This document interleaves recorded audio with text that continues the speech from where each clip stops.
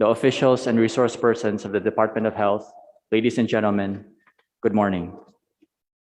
It is my honor to chair and preside over the Committee on Appropriations budget briefing on the proposed 2022 budget of the Department of Health. I would like to begin by expressing my profound gratitude to the hundreds of thousands of healthcare workers across the Philippines, in government and in the private sector, doctors, nurses, and hospital staff, as well as our rural health and barangay health workers, who have served our people tirelessly and have bravely been at the front lines of our continuing fight against the COVID-19 pandemic. As well, we express our gratitude to Secretary Duque and the officials of the DOH for joining us this morning, as we in Congress carry out our constitutional duty that will ultimately redound to the protection and promotion of the welfare of the Filipino people.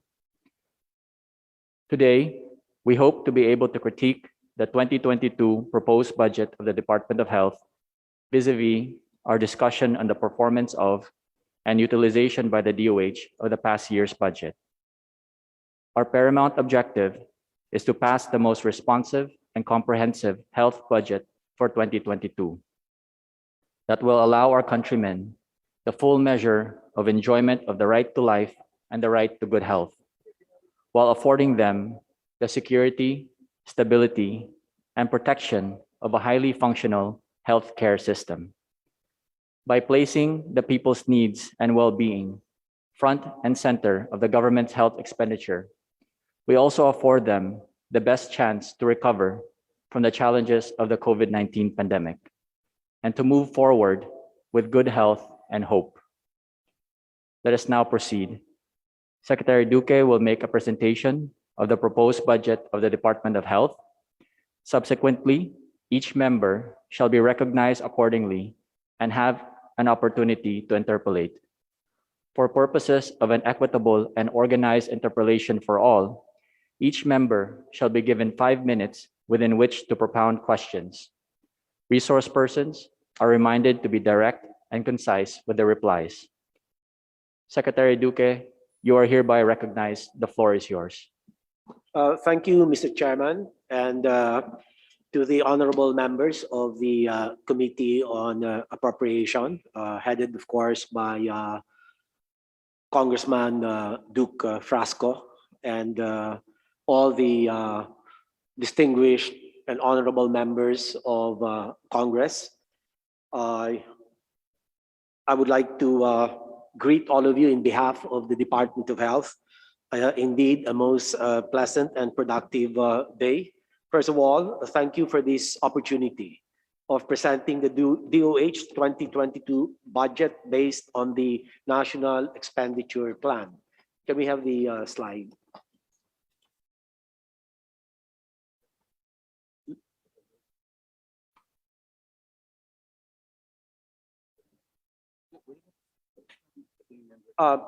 Mr. Chairman, can I respectfully request that our slides be accepted and shared? Yes, of course, Comsec.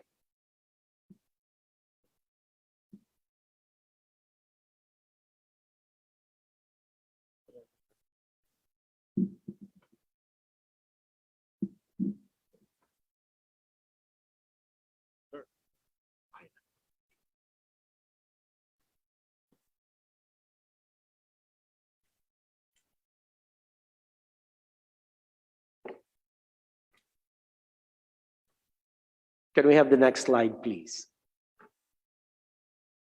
Thank you.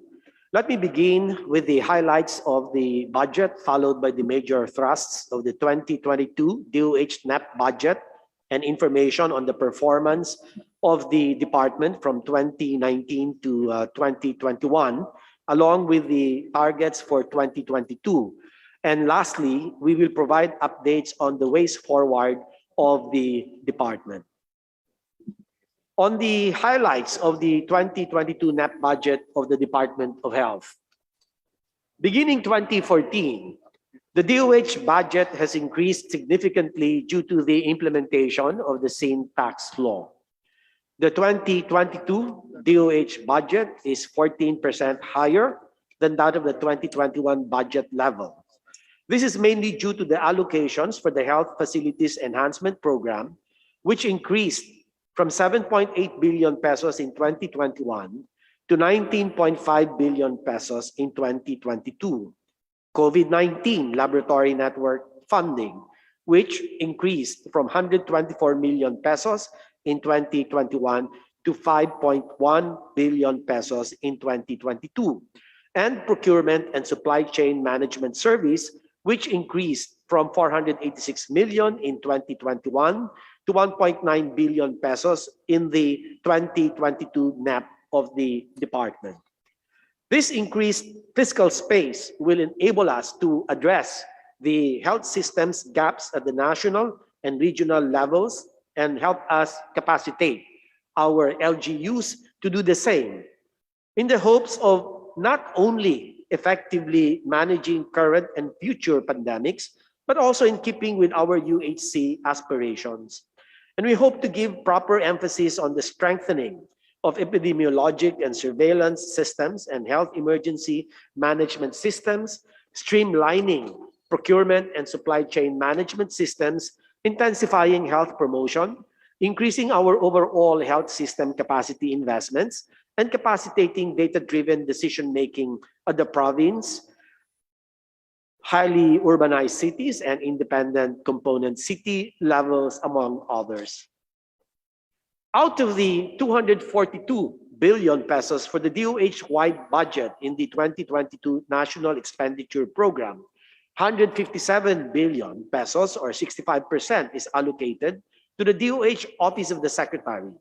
The rest of the budget are allocated to the DOH-attached agencies and corporations, which comprise 35% of the DOH-wide budget, as follows: 80 billion pesos or 33% to PhilHealth, 4.55 billion pesos or 2% of the 4 corporate hospital specialty hospitals, and the remainder 478 million pesos for the National Nutrition Council, 35 million pesos to the Philippine National AIDS Council, and 134 million pesos to the Philippine Institute for Traditional and Alternative Healthcare.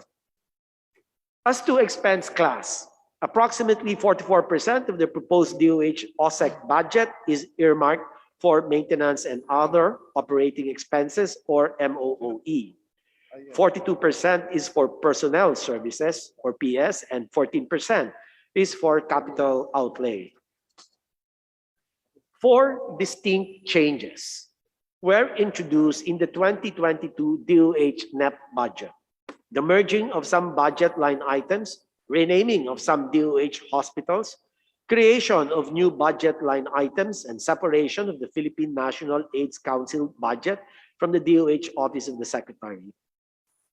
Some budget line items were merged in order to provide flexibility in the use of funds among public health programs in pursuit of efficiency in implementation.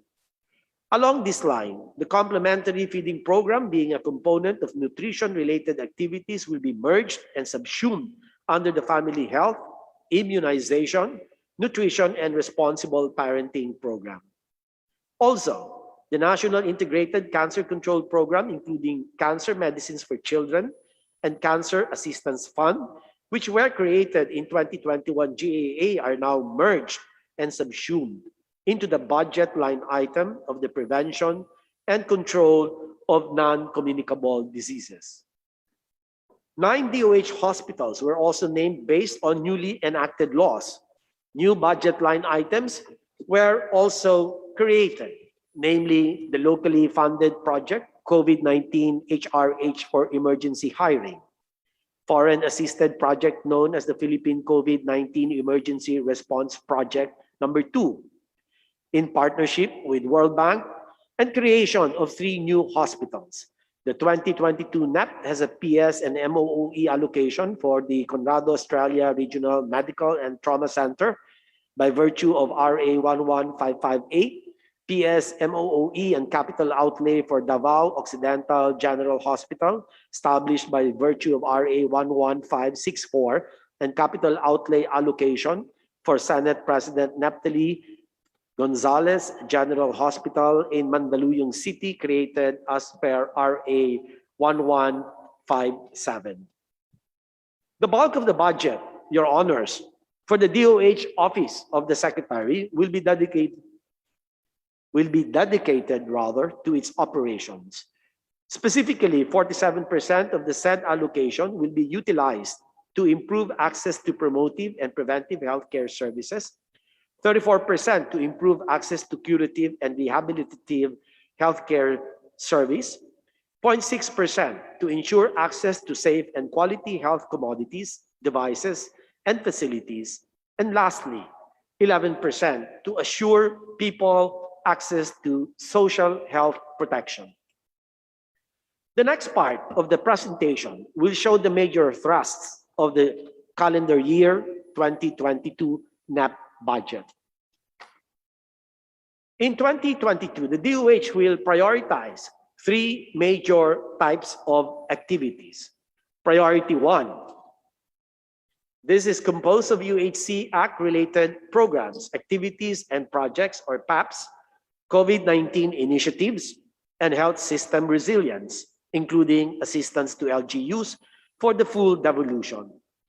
Approximately 78.83 billion pesos will be spent for such activities.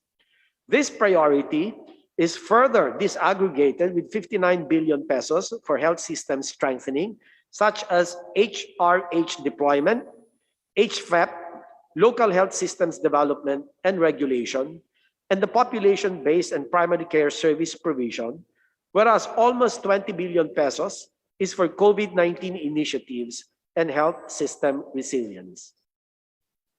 Priority 2 is composed of activities pursuant to other recently enacted health-related laws. Approximately 69.21 billion pesos is earmarked for these undertakings. Priority 3 is composed of activities that are considered urgent and very much needed. As defined by DBM, urgent and compelling need refers to a situation where non-implementation of the program or project would pose a risk to public safety and/or result to serious public inconvenience. Approximately 1.38 billion pesos is dedicated for their implementation. Of the 78.83 billion pesos, Your Honors, for Priority 1 activities, 40.25 billion pesos is earmarked for the implementation of the UHC Act with the following allocation for different DOH programs. First, 17.01 billion pesos under Human Resources for Health Deployment is allocated for the deployment of 23,357 HRH composed of doctors, nurses, midwives, dentists, pharmacists, nutritionists, dietitians, medical technologists, and physical therapists in areas most needed across the country. It will also be used to provide 2,823 pre-service scholarship grants for doctors and midwives. And through these activities, the capacity of the primary care workforce will be strengthened and made supportive of both the national and local health systems. For the Health Facilities Enhancement Program of the 19.56 billion, 18.39 billion pesos is for the procurement of infrastructure and medical equipment for health facilities for low-income or high-poverty areas. It also includes 1.09 billion pesos for procurement of motor vehicles for health facilities and 82 million pesos for the monitoring and evaluation of HFEP implementation activities. Also under Priority 1, related with UHC Act implementation, are allocations for the following activities. 504 million pesos under local health systems development and assistance will be used to support the strengthening of local health systems and to provide assistance to the 58 UHC integration sites in the integration of their respective local health systems into the province-wide and citywide health systems. 280 million pesos under pharmaceutical management will be utilized for the provision of essential medicines for the 148 Butika ng Bayan and 55 Butika ng Bayani initiatives, as well as hiring of 164 pharmacy assistants to man these facilities. 14 million pesos under Health Technology Assessment or HTA will be used to cover the operations of the HTA unit. 175 million pesos under Health Sector Research Development will be dedicated to facilitate the conduct of health policy and systems type research, analysis, and research translation in support of the CHC Act and health systems strengthening. To continue, Your Honors, Mr. Chairman, 619 million pesos is allocated to health information technology to defray expenses for capacity building and operations of the DOH, KMITS, and procurement of ICT equipment to support implementation of the UHC Act and COVID-19 activities. While 265 million pesos under HRH institutional capacity management will be used to provide capacity building and trainings for DOH internal staff and LGU HRH. It will also be used to provide postgraduate courses, in-house courses, health system management courses for deployed HRH, as well as leadership and governance modules and online courses via the DOH Academy platform. 285 million pesos under the Health Facility Policy and Plan Development to support health facilities and its operations, whose amount includes the operating expenses for the one hospital command amounting to 105.6 million pesos. Still, under UHC-related activities, the functions of DOH are executed through these line items for regional operations. 1.25 billion pesos under the operations of regional offices is allocated to support ongoing activities of the DOH Centers for Health Development. 77 million pesos and 278 million pesos under regulation of health facilities and services for both central and regional line items will be utilized to support ongoing regulatory and licensing activities nationwide. This amount, however, cannot cover for the expansion of the UHC-related regulatory activities, such as primary care licensing. Also under Priority 1, certain UHC activities are related with the development and implementation of population-based services, which shall be funded as follows. 113 million pesos is dedicated to epidemiology and surveillance. However, such amount can only be used to defray salaries of job orders and ongoing epidemiology and surveillance activities pre-COVID. Funding for public health associates and operations of the COVID-19 surveillance unit and adverse effect following immunization or AFI unit are not to be covered by this allocation. 282 million pesos under health emergency preparedness and response will be used to provide capacity building and technical assistance on preparedness and response to CHDs, hospitals, and LGUs. It includes the procurement of essential preparedness and response supplies and equipment. And lastly, for the population-based health services, 479 million pesos will be used for health promotion to support its ongoing activities and the implementation of health communities and health schools. To continue, Mr. Chair, Your Honors, 389 billion pesos is earmarked for the Public Health Management Fund, which will be used to implement integrated public health program activities such as policy, training, research, and advocacy. 5 million pesos under environmental and occupational health will be used to provide commodities and reagents for drinking water disinfection and water sampling. A total of 10.78 billion pesos is allocated for family health, immunization, nutrition, and responsible parenting, which is broken down as follows. 8.58 billion rather, is for National Immunization Program, specifically for providing vaccines for infants, adolescents, pregnant women, and senior citizens. This includes 651 million pesos to procure COVID-19 immunization devices. However, this amount is exclusive of the 45.67 billion pesos under the unprogrammed funds for the procurement of COVID-19 vaccine booster doses. The remaining 2.20 billion pesos will be used for micronutrient supplementation to vulnerable population and family planning commodities to poor women of reproductive age, which is inclusive of the 250 million pesos for complementary feeding program. 8.15 billion pesos under prevention and control of communicable diseases is broken down as follows. 1.69 billion pesos will be used to provide tuberculosis commodities for diagnosis, prevention, treatment, and control.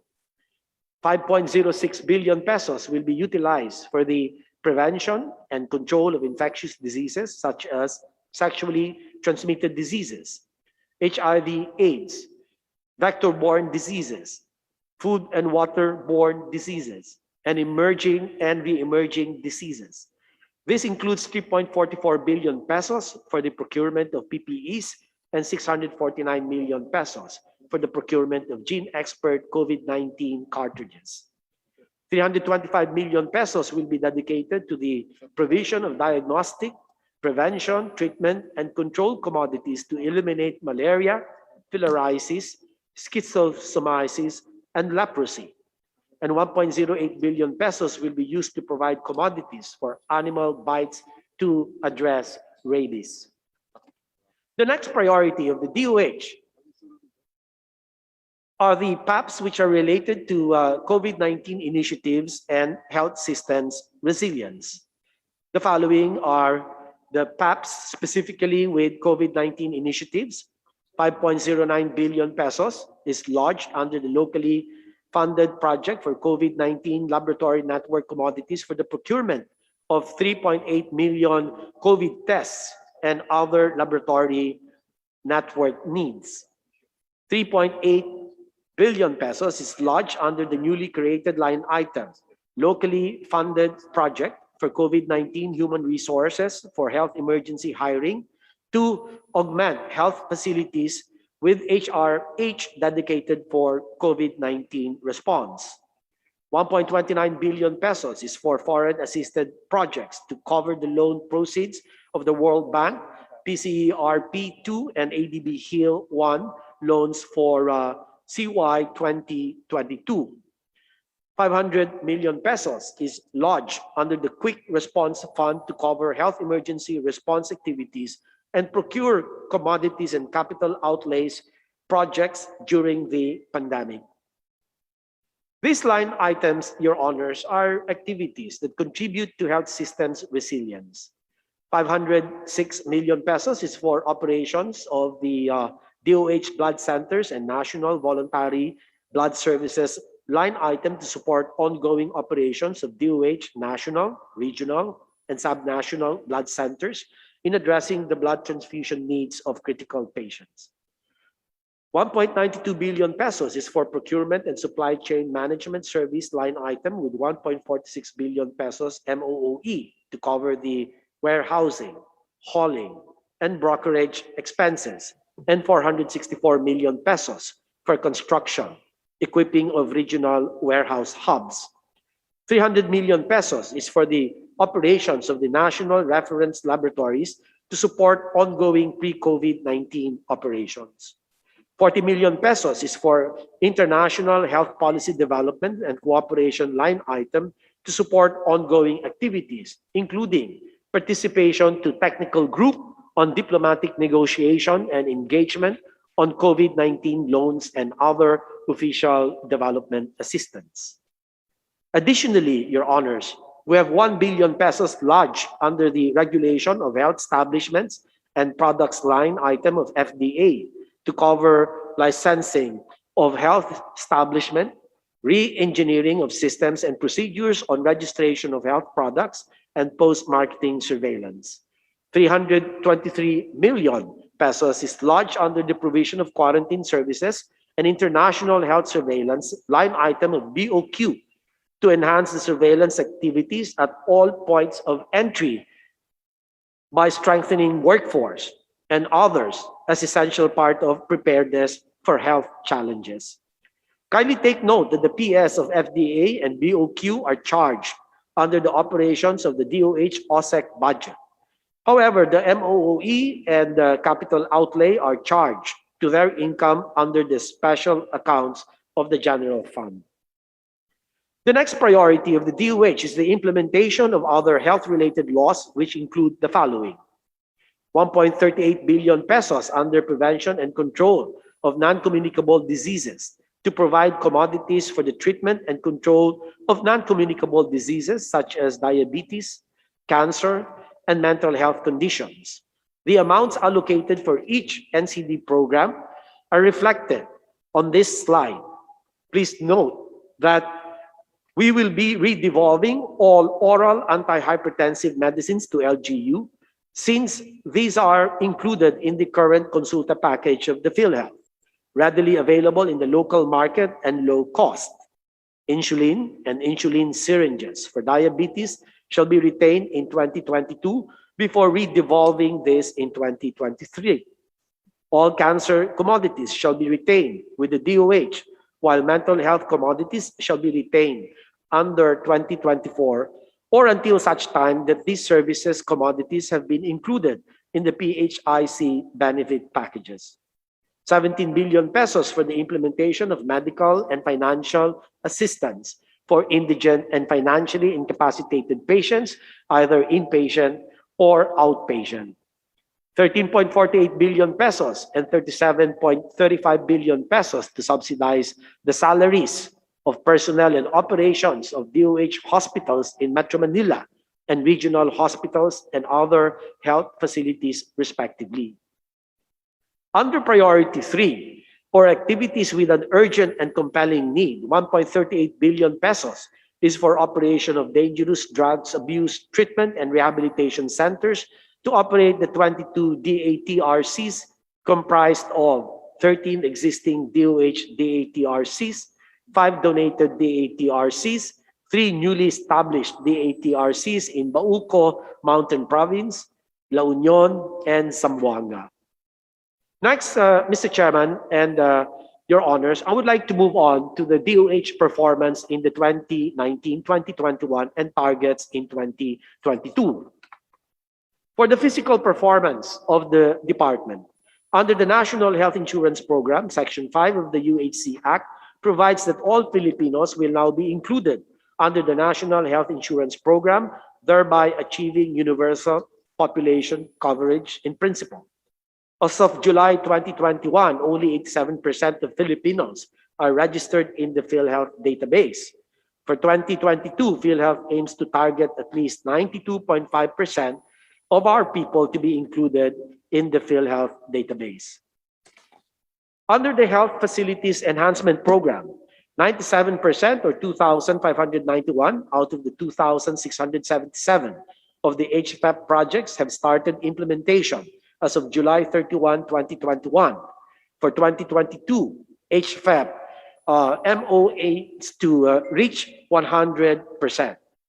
For the medical assistance for indigent patients program, there was a decrease in patients provided with medical expense assistance through the MAIP from 1.54 million in 2019 to 1.35 million in 2020 due to the hesitancy of patients to visit hospitals and restricted movements due to COVID-19.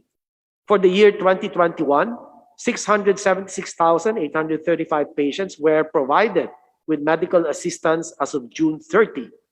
Next year, we aim to reach 1.5 million beneficiaries. For women's health, the number of current users of modern family planning methods among women of reproductive age also increased from 7.6 million in 2019 to 8.1 million in 2020. Our 2021 accomplishment is still pending the finalization of our annual report. But for 2022, we aim to increase our reach to 8.6 million users. In terms of percent of women giving birth in health facilities, it increased from 91% in 2019 to 92% in 2020. And we hope to continue improving for 2022 with a target of 95%. For the Communicable Diseases Prevention and Control Program, the treatment success rate for all forms of tuberculosis decreased from 90% in 2019 to 86% in 2020. For 2022, we aim to reach at least 90% accomplishment. For the elimination of endemic diseases, the number of malaria-free provinces remained at 60 in 2020, while the number of filariasis-free provinces remained at 43 in 2020. Our 2021 accomplishments for these indicators are also being finalized. For 2022, we aim to reach 75 malaria-free provinces and 45 filariasis-free provinces. For the human resources for health deployment, we were able to deploy the following for the year 2021 as of June 30. 734 doctors, 16,830 nurses, 4,391 midwives. These figures pertain only to the regular HRH deployment program and does not include the deployment of emergency HRH for COVID-19 response. Also, the HRH to population ratio in 2020 is at 15 HRH per 10,000 population. And this indicator is annually reported, so we do not have the ratio yet at present. For 2022, the target is 17 HRH per 10,000 population. In terms of percentage of priority areas supplemented with HRH, we have supplied 100% of priority areas every year since 2019, and we aim to retain this in 2022. Your Honors, the 201 billion pesos allotment in this slide, as can be gleaned from this particular slide, is comprised of the 2020 GAA, the Bayanihan Funds, Special Purpose Funds, and Automatic Appropriations, and 2019 Continuing Appropriations as of December 31, 2020.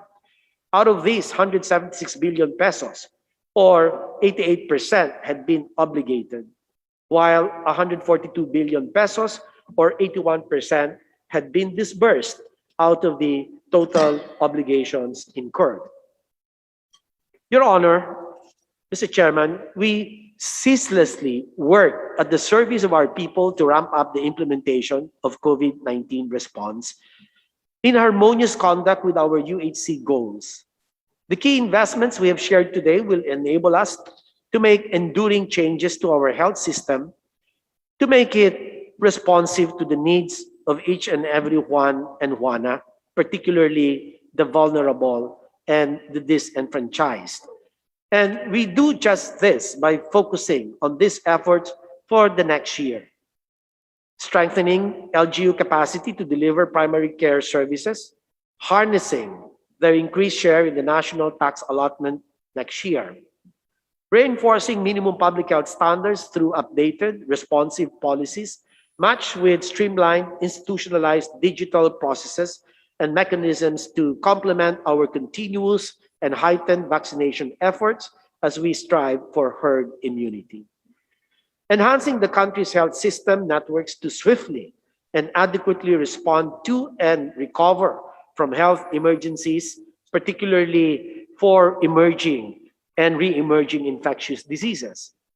Promoting multi-sectoral and local engagements, such as private, civil societies, other local and international partners, to manage multidimensional risks arising from public health emergencies, as well as promoting better health system standards, capabilities, and innovations, and mobilizing communities and individuals to promote health and foster more responsible community behavior through enhanced people-centered health promotion and health literacy campaigns.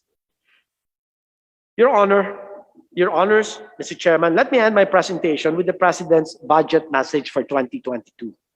And I quote, "We will build our resilience. We will maintain health in every aspect of our budgetary priorities for next year. If there is one lesson that we have drawn from this experience, it is that the health and well-being of our fellow Filipinos are of paramount importance. because our people are the most valuable assets of this country. As we look forward to a new year, we at the Department of Health believe that our recovery as a nation heavily depends on sustaining a resilient health system. And we aim to deliver for our people. And so we humbly submit to our good legislators, as our allies in health and public service, our proposed budget for your consideration in hopes of building together a healthier Filipino nation. We look forward to fruitful discussions to further refine and strengthen our thrust for the upcoming year and make good use of the resources allotted to us. Maraming salamat po sa ngalan ng Department of Health. Thank you for your presentation, Secretary Duque. We shall now proceed to reiterate, for the purposes of an equitable and organized interpolation for all, each member shall be given 5 minutes within which to propound questions. Resource persons are again reminded to be direct and concise with the replies. If there is time in the end, and if all members have been given a chance, we can go back to the members who have follow-up questions. Let's begin. The first member to interpolate is Congresswoman Stella Kimbo. You're recognized. Maraming salamat, Mr. Chair. Magandang umaga sa lahat. At papasalamat po kami sa DOH for your physical presence this morning. We deeply appreciate that. Mr. Chair, Secretary Duque, base sa inyong pag-aaral at sa inyong forecasts, pati na rin sa expert opinion na pinaniniwalaan ninyo, magtatagal pa ba ang pandemya? Yes, Your Honor. Malamang ito ay abutin pa ng 1 hanggang 2 taon batay sa mga projections ng WHO at mga grupo ng mga eksperto. Sa makatuwid, Secretary, ang ating proposed budget for 2022 ay dapat po mayroong COVID response. Tama po? Meron po, Your Honor. And may we know how much you proposed for COVID response in 2022? Can you confirm that that is 19.68 billion under priority 1B? Is that the correct figure, Secretary? Just checking for a while, Madam. Yes, Your Honor, it's 19 billion point 6. Thank you for that confirmation. Secretary, hindi kaya masyadong maliit yan? I've seen a DBM report indicating releases to the DOH as of 30 June 2021. And may we request, Mr. Chair, COMSEC to put up that slide. This table from DBM would indicate that from Bayanihan 1, so that was past March 24, 2020, up to June 30, ang total, ako masyadong maliit, but ang total releases po is 160 billion, which means if you divide that by 14 months, kulang-kulang, ang allotment is about 11.4 billion per month. So hindi kaya masyadong maliit yung 19.68 billion na ina-allot ninyo para sa buong 2020, considering na magtatagal pa ang ating pandemya, considering na recently, dahil sa Delta variant, ay meron tayong surge of cases. Thank you, Madam, Mr. Chairman. Yung pong pinupost namin na budget noong June sa DBM was actually 73.99 billion. And the breakdown with that will be for the actual hazard duty pay, the SRA, the meals, accommodation, and transportation, and life insurance for 50.421 billion. And then support to DOH hospitals would be 9.9 billion, and hiring of vaccinators in support of the continuing effort to provide coverage to our people, 6.6 billion. and hiring of disease surveillance officers at 1.2 billion, and then the oxygen need, which is about 4.4 billion, and others in the amount of 1.5 billion. So all told, this would be about 74 billion, Your Honor. So in other words, Secretary, although 19.68 ang nasa proposal ninyo, you asked for 74 billion more from the DBM, but they did not approve that. Yes, Your Honor.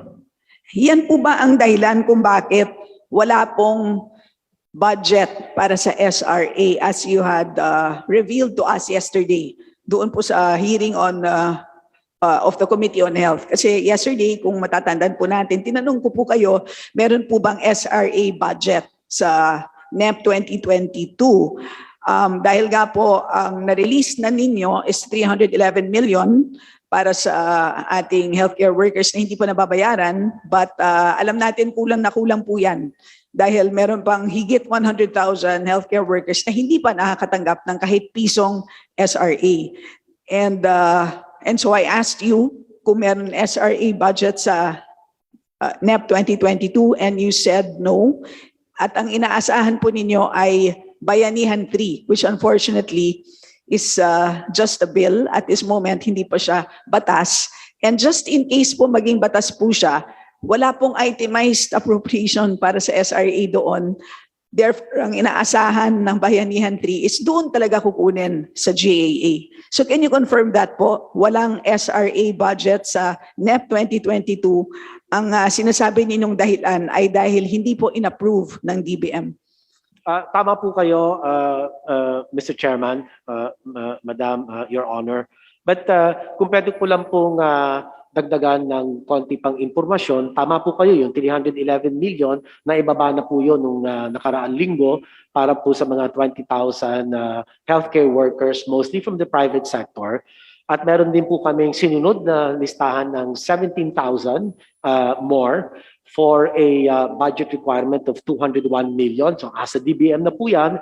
At meron din po kaming binigay sa DBM na 13.2 billion request for the meals, accommodation, and transportation benefits due to our healthcare workers. But this is all for this year. Natamo po kayo, next year, wala po. At ang tingin ko po ay we were hoping that once we reach the herd immunity and vaccinate at least about 77 million of our people, baka naman po ang sitwasyon ay talagang sadyang mas maging maayos. Kasi nga po, meron na pong proteksyon. In fact, doon sa budget na yun, humingi rin po kami ng 45 billion for additional booster doses for about, I think about 80 to 90 million Filipinos.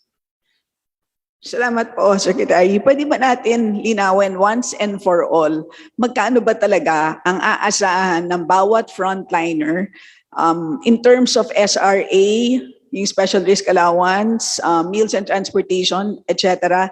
In fact, sa Bayanihan 2, meron pang kasamang life insurance. Kasi po, dahil nga po sa hearing kahapon, may mga nagbibigay po sa amin ng feedback kung magkano po ang kanilang natanggap na, Mr. Chair. Meron nagsabi po sa amin, 227 pesos, 0.27 na natanggap. Meron naman pong doble nun, 454.54. Hindi ko alam kung bakit ganun ang mga numero. Meron namang 909 pesos, merong a little over 1,000. Tila hindi natin maintindihan no, kung ano ba talaga ang basihan ng pag-compute ng kanilang mga cheque. Pwede po ba nating linawin? At isa po ito sa mga findings ng COA, hindi po ba, na ang guidelines nga po ng allowance ay hindi masyadong malinaw. So this is your chance po to explain para marinig ng ating frontliners kung ano ba ang entitled sa kanila. Salamat po, Mr. Chairman. Una po, yung grant of the SRA benefit, meron pong formula. Ang formula po nito, 5,000 pesos. You divide this by 22 days and multiply by the actual number of days that you actually directly catered to a COVID-19 patient or in direct contact, which is what is provided for in the Bayanihan 2 law. So kaya ganun po yun. Kung isang araw ka lang na humarap o nangalaga in accordance with the provision of the law, kung ano yung formula na yun, yun ang gamit doon. So 5,000 divided by 22 multiplied by 1 day. So that's what you get. Now, sa actual hazard duty pay naman po, 3,000. Ganun din po, over 22 days multiplied by the actual number of actual hazard duty.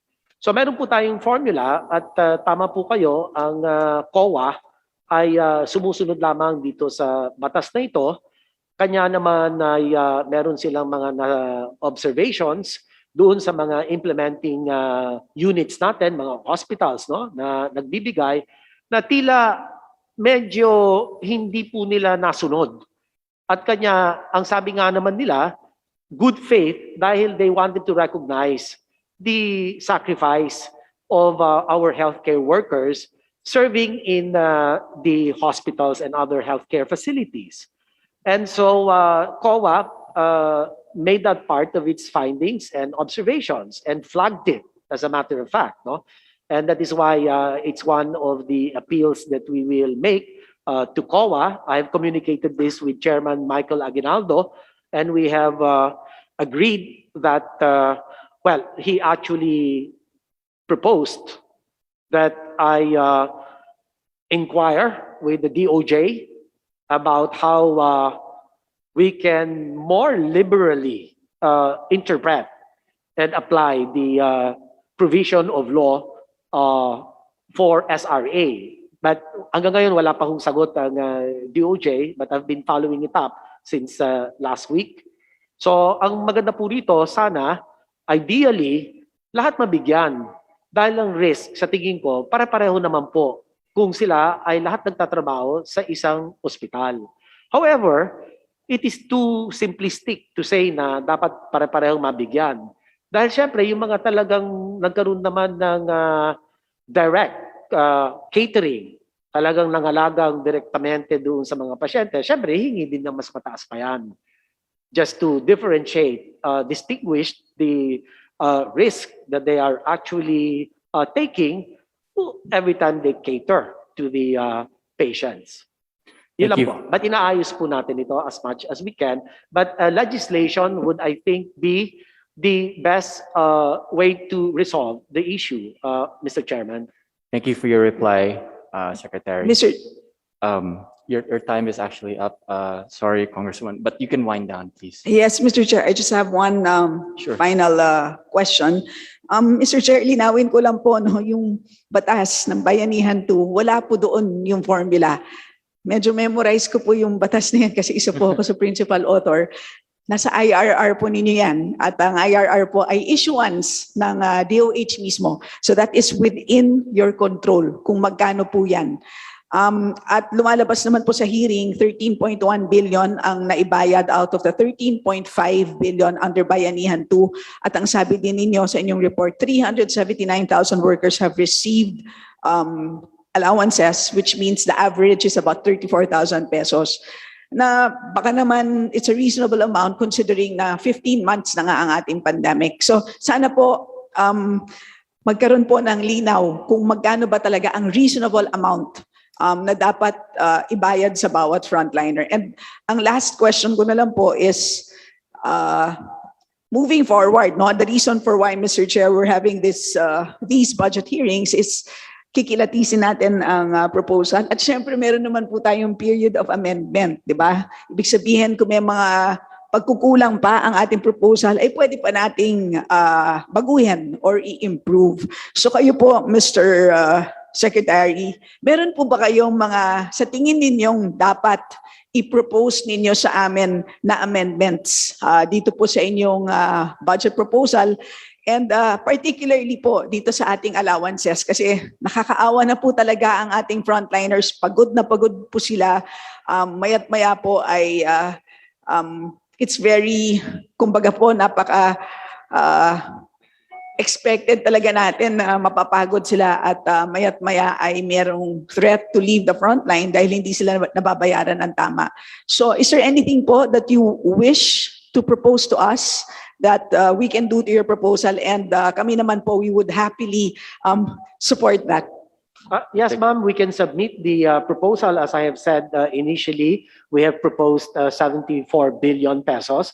The lion share of that will go to the benefits, AHDP, SRA, MAT, life insurance, and we'll check. We probably will need more to ensure that the sickness and death benefits are also incorporated in the proposal. We will submit it to you, Mr. Chairman and Madam Kong. Thank you. Thank you, Secretary And Mr. Duque. Chair, pwede pong magpalista sa second round na lang. Yes. Salamat po. Yes, of course.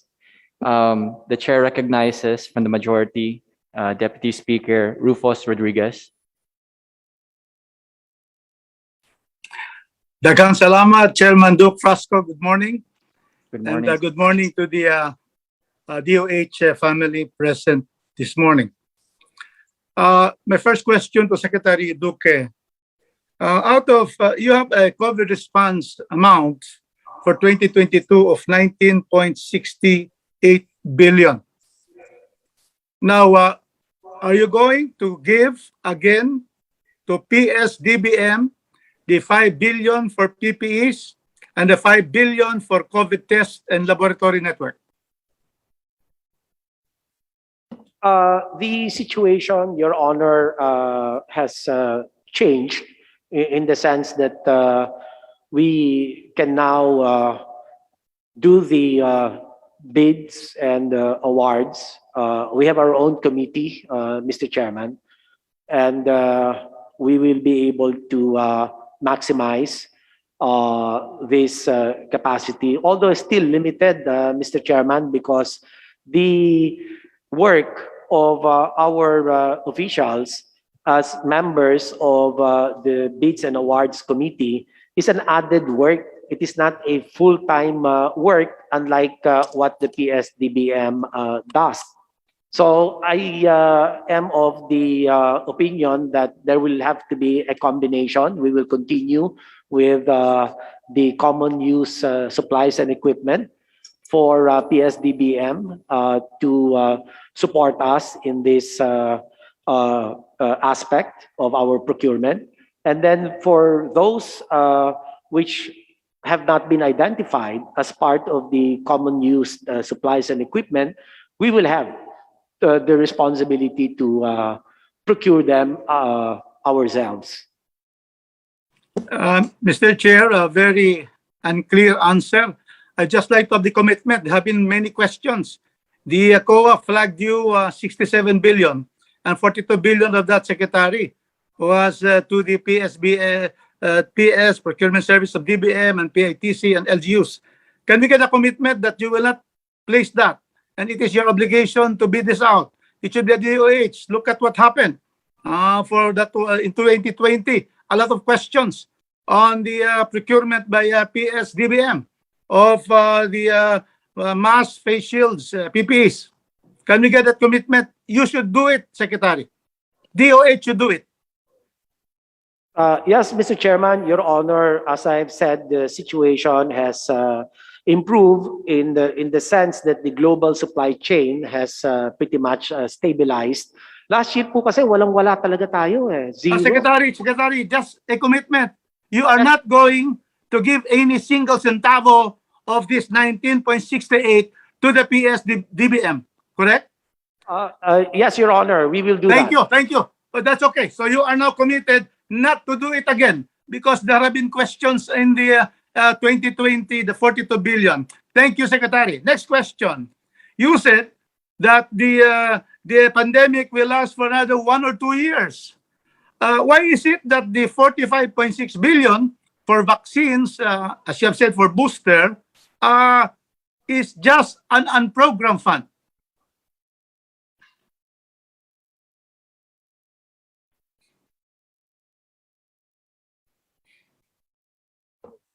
Mr. Chairman, we proposed to the DBM, but it was the DBM that made the decision to put it under unprogrammed funds for the booster doses procurement. Mr. Chairman, Honorable Secretary, you already stated that this pandemic will stay for the next 1 or 2 years, meaning up to September 2023. There has to be billions for the purchase of vaccines. So would you agree that how much this should be really be programmed and to be a definite item, line item for 2022, the 45 billion? Yes, Mr. Chairman, Your Honor. Let me just also add that we are awaiting, hopefully by next week, we will get the full technical report from our all experts group and also the vaccine expert panel on the use of booster doses. So it will not take too much time before the DOH and the IATF get hold of this technical report. Kasi yun po, pagka sinabi nila na okay, yung booster dose, we have a basis, then we will present again to the DBM. Thank you, Mr. Chairman. Thank you, Mr. Chairman, Secretary. Now, you are saying that these are all boosters, booster vaccines for 2022. Are you definite that by December this year, we will have herd immunity? 70% of our people will have 2 doses of vaccines? Supply permitting and assuming that there will be about 500,000 or 600,000 doses jabbed per day, the conservative estimate is we will, again, supply permitting, we might be able to achieve herd immunity sometime second month of the first quarter. Mga first quarter po yan, mag-spill over po sa first quarter 2022. So that would mean, Mr. Chairman, that by 2022, there will be still need for vaccines. It's not a booster vaccine, but to inoculate and to jab our people to get 70%. Mr. Chairman, the latest data that we have is by end of the year, the Department of Finance has reported to the President that 195 million doses, thereabouts, are expected to arrive by the end of this year. And having said that, it will exceed our herd immunity target of 77 million Filipinos, about 70% of the population. So we are confident that the excess doses will be sufficient to cover those not belonging to the herd immunity population as identified.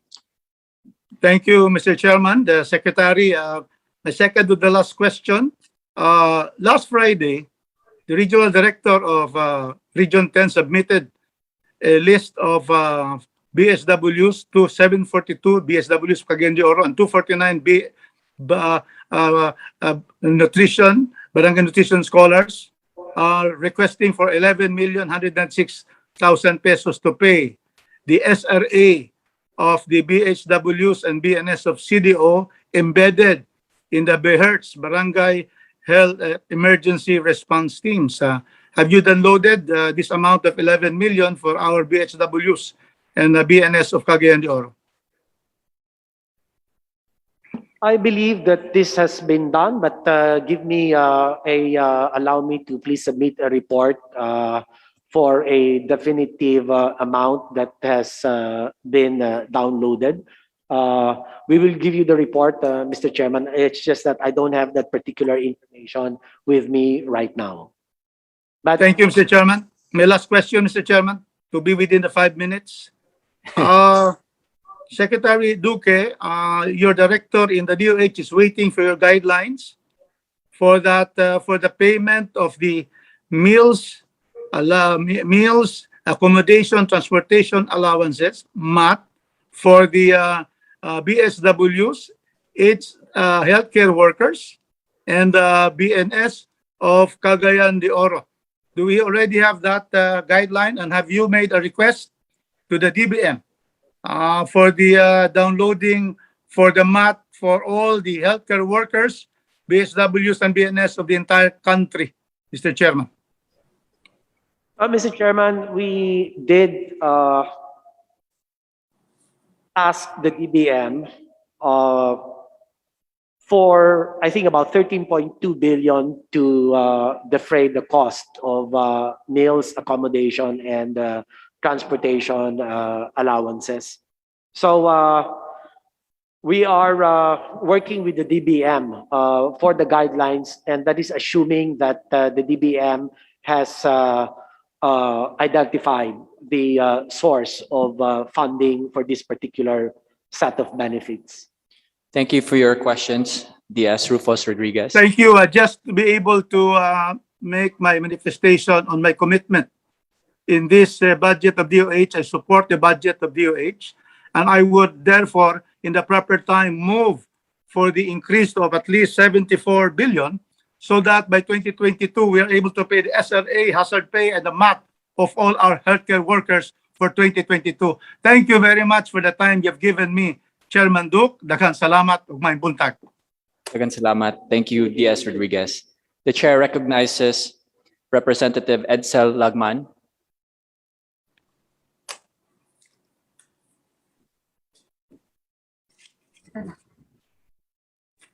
Thank you, Mr. Chairman. Can I proceed? Yes, please proceed, Congressman Lagman. Mr. Secretary, good morning. Good morning, sir. A specific agency is in charge of the procurement of vaccines.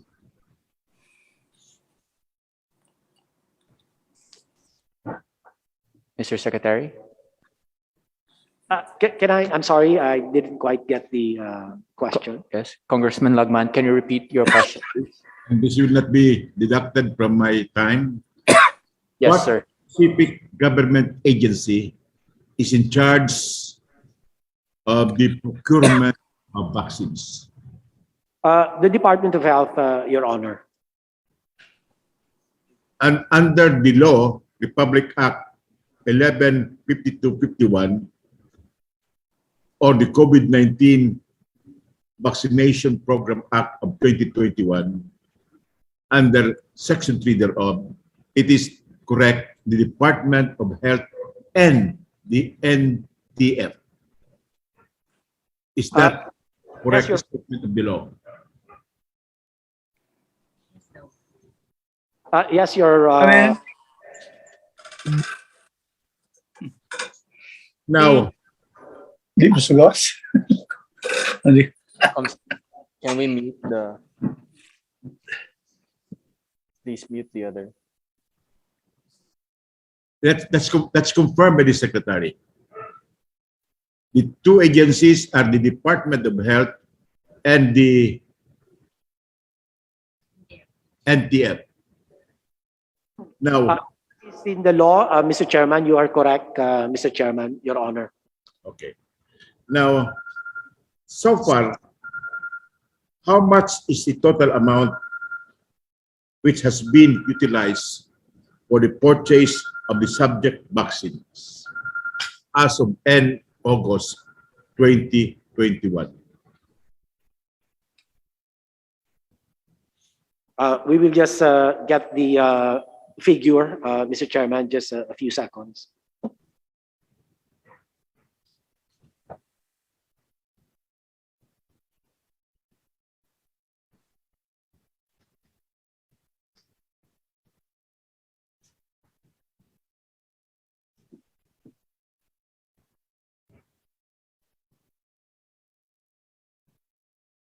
The foreign assisted loans, we have the figure, and I'm asking Mr. Chairman if you can please recognize USEC Mario Villaverde. Mr. Chairman, can we ask that you recognize Yusek Mario Villaverde? Thank you, sir. Yusek Mario, you recognize. Yeah, thank you, Mr. Chair. Kong Lagman, when it comes po to the total budgetary allocation based from our foreign assisted projects, we have for the vaccines, let me just check the figure. Yeah, from the World Bank, we have 500 million US dollars. From Mr. Chairman, can I just make this short interruption? I am not asking USEC the allocation. I am asking the utilization. Okay, so the utilization, sir, let me just check.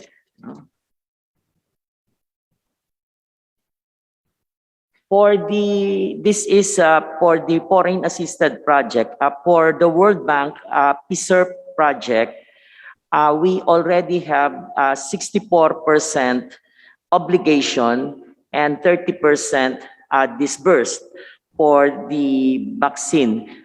This is a total amount from the total amount of 25 million pesos, 25 billion pesos. Ang na-obligate na po is 15.9 billion pesos for the vaccine, generally for Moderna under the World Bank. Now for the ADB, we have 35 billion pesos. Ang na-disburse na po is 32 billion or 91% obligated with 45% actual disbursement. So yun po yung sa foreign assisted. And I think for the GOP, lahat po yun na-utilize na I think 5.5 billion.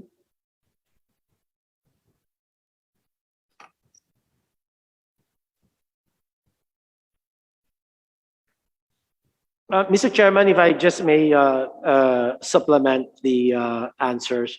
Yung 8.7 billion, this represents GOP, and 45.8 billion represents our loans for a total of 54 billion pesos, Mr. Chairman, as of August 20.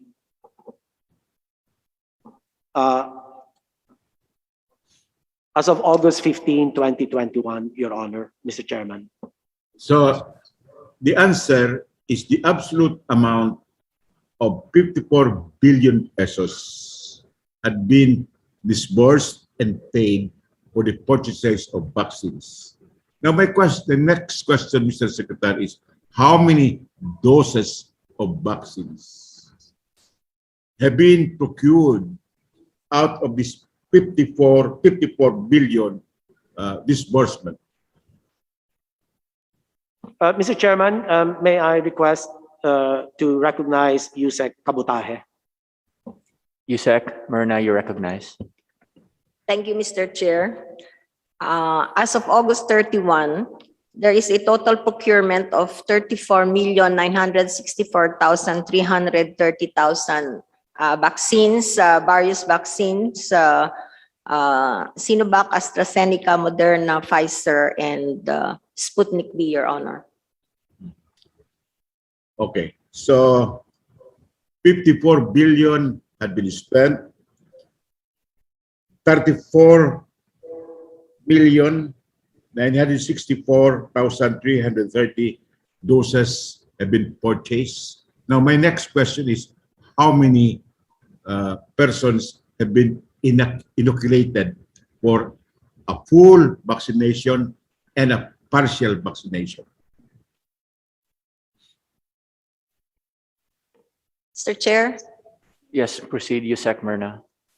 as of September 1, we have vaccinated 34 million We have job 34,112,320. But let us consider that it's not only the procured vaccines. We have COVAX donations and donation from other countries, no? The bilateral from China, from UK, from Japan.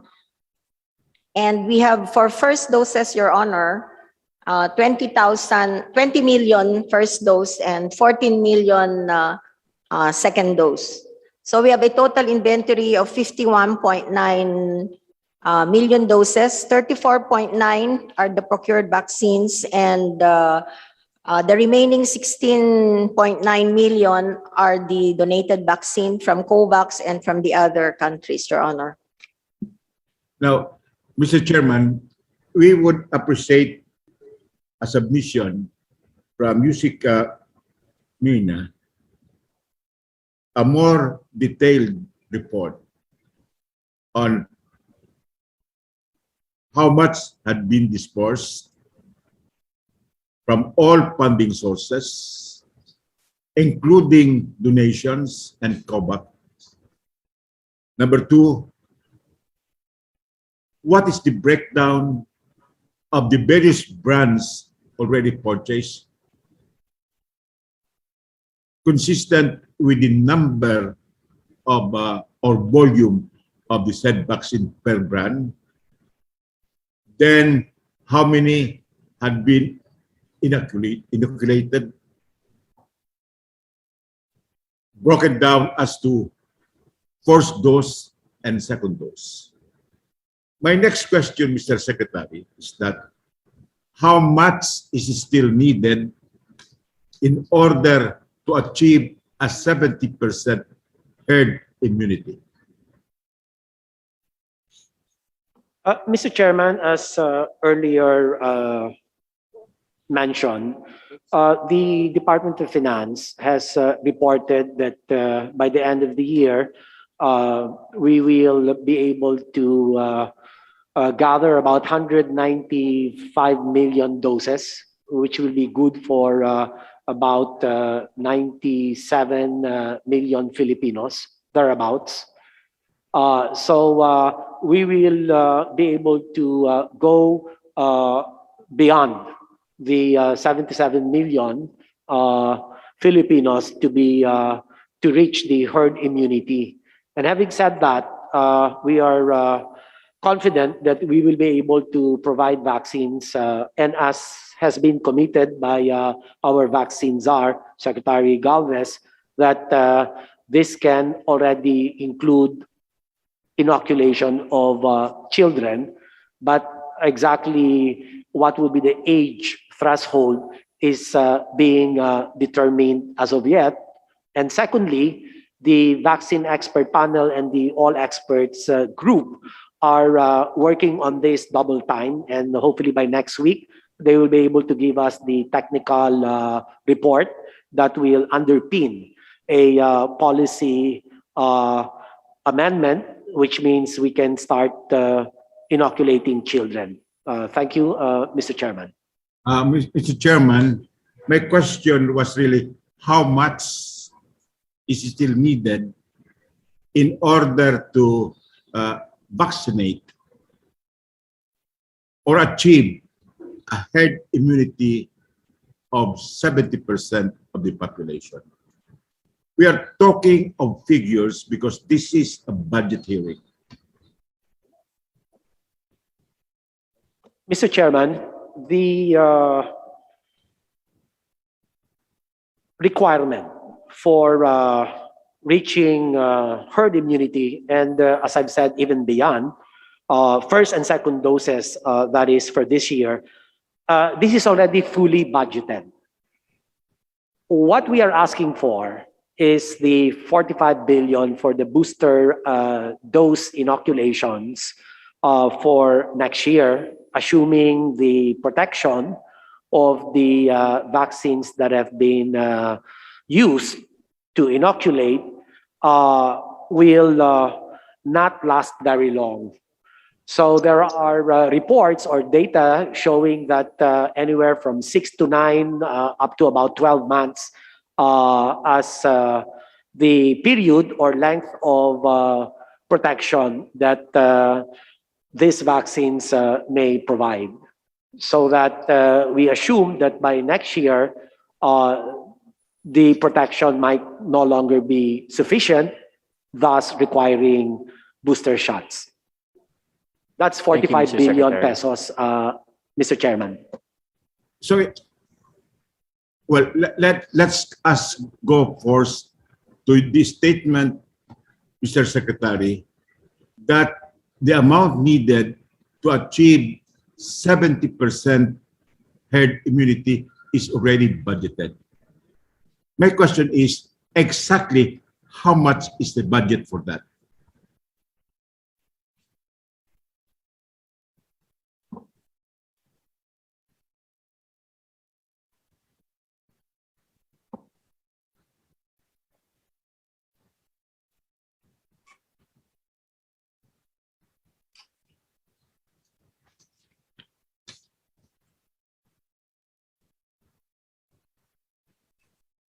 Mr. Chairman, just would like to ask for just a minute. Mr. Chairman, I hope this will not be deducted from my time. You'll get extra time, Congressman Lachman, of course. Thank you. Mr. Chairman, I have the figure. It's 60 billion for the loans and 2.5 billion GOP. So that's 62.5 billion altogether. So far, yes, Mr. Chairman. Well, we'll have to validate that really, but I will go to my next question, Mr. Secretary. What is a non-disclosure agreement or NDA? The non-disclosure agreement, as the title says, there is a set of information where the manufacturing. Mr. Chairman, I just want to make sure that my answer here is accurate. So if you can just give me a minute to get to the technical definition of the non-disclosure agreement.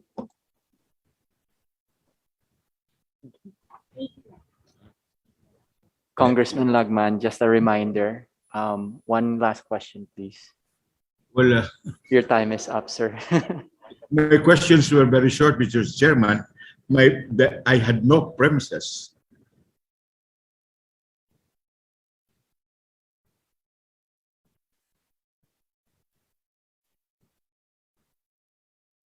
Mr. Chairman, I am told that the NDA, non-disclosure agreement or confidentiality agreement, we cannot disclose the very sensitive information, trade secrets, and others that has been shared to us by the vaccine manufacturing companies.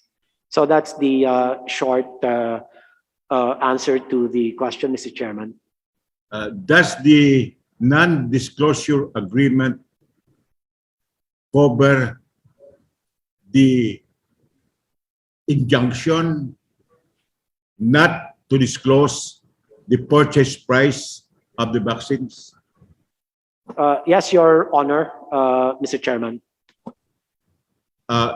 In all of our procurement, including Sinovac and other Chinese vaccines, are they also covered by the NDA?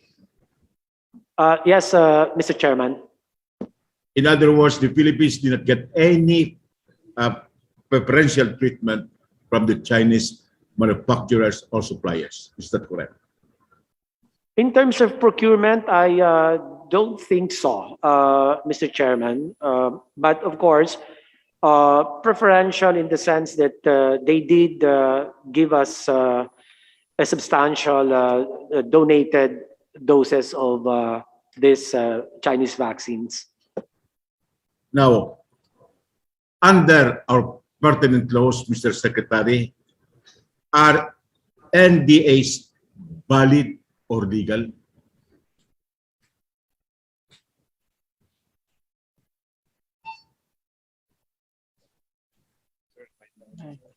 We entered such agreement in the international agreements, and so Yeah. I would assume that this is regular. This is legal, and so that is the answer, Mr. Chairman. We have domestic laws on transparency and accountability in the procurement of goods and services. For example, we have Republic Act number 9184 or the Government Procurement Reform Act. May we know, Mr. Secretary, if the NDA is consistent with the requirements of transparency and accountability under the procurement law? Mr. Secretary, and Congressman Lagman, just a reminder, so we give every member a chance to question and answer, no? That will be the last question for Congressman Lagman. Mr. Secretary, please proceed to answer. Yes, Mr. Chairman, the NDA that we signed in behalf of the government is a requirement that the vaccine manufacturing companies had imposed. Otherwise, if we didn't sign the agreement, the confidentiality agreement, they would have just simply left us and went to other countries or governments that would readily agree to the signing of these NDAs. And we couldn't afford to do that because first and foremost, we were desperate to provide the optimum protection that our people deserve, and this can be achieved through the sufficient volumes of vaccines to be able to provide protection and achieve herd immunity among our people. Thank you, Mr. Chairman. Mr. Chairman, just a short manifestation to wind up. Okay, yes, please. Under the Government Procurement Reform Act, there should be transparency in the procurement process and in the implementation of procurement contracts, and there must be a system of accountability. Now, under RA number 11525 or the COVID-19 Vaccination Program Act of 2021, again, transparency and accountability are underscored.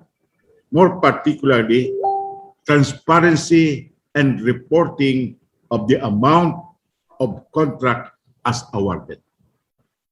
So, to my mind, Mr. Chairman, even if we have this NDA, the procuring agencies should be able to divulge, at least to COA, the amounts utilized for the purchase of vaccines, so that we can have transparency and accountability as demanded by our domestic laws.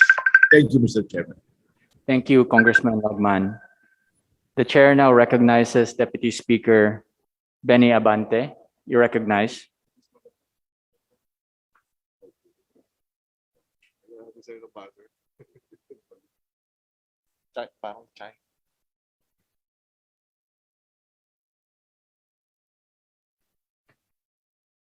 Deputy Speaker Abante, you recognize. Wala. We'll proceed to the next majority. Representative Braden Byron, you recognize.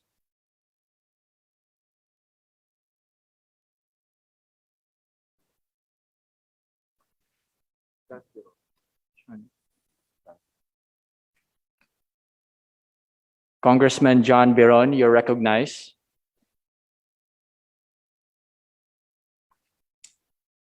Okay, we'll proceed. From the majority, Congressman Ron Salo, you're recognized.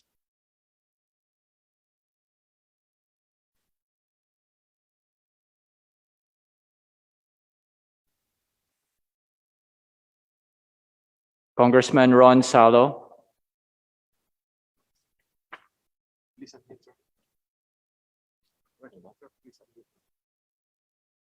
Yes, please unmute.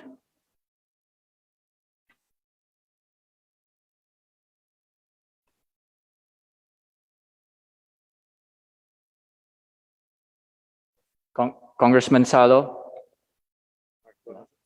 Okay, we'll proceed. From the majority, Congressman Mark Go, you're recognized.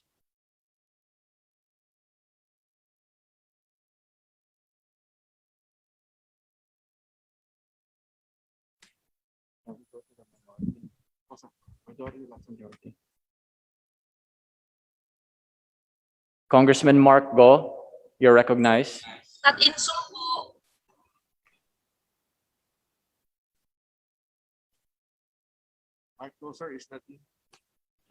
Okay, we'll proceed. Congressman Vicente Veloso, you're recognized. Congressman Vicente Veloso.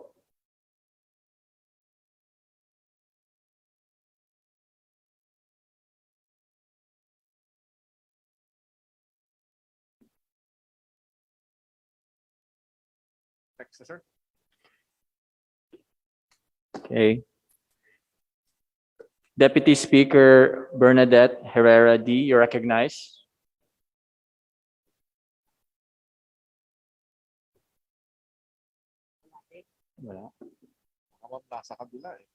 Deputy Speaker Bernadette Herrera D, you're recognized.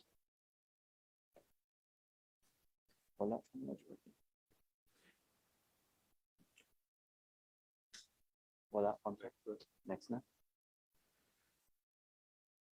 Deputy Speaker Henry Uaminal.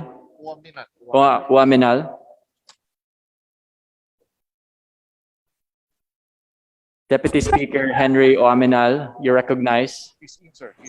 Yes. Tawag ako eh. Tawag na gani si Dan. Itawag na ka. Karoon na na isod. Kaya wa man mo mag-ingon ng tawag ko. Dito ako.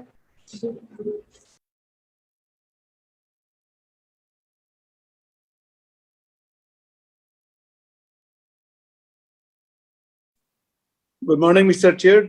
This is Indre Swaminal. Am I recognized? Mr. Chair? Mr. Chair, am I recognized? Can you hear me, Mr. Chair? Yes, we can hear you, Deputy Speaker. Okay. Thank Proceed. you very much, Mr. Chair. Good noon to Chairman Yap and to all the very hardworking Vice Chair of the Committee on Appropriations.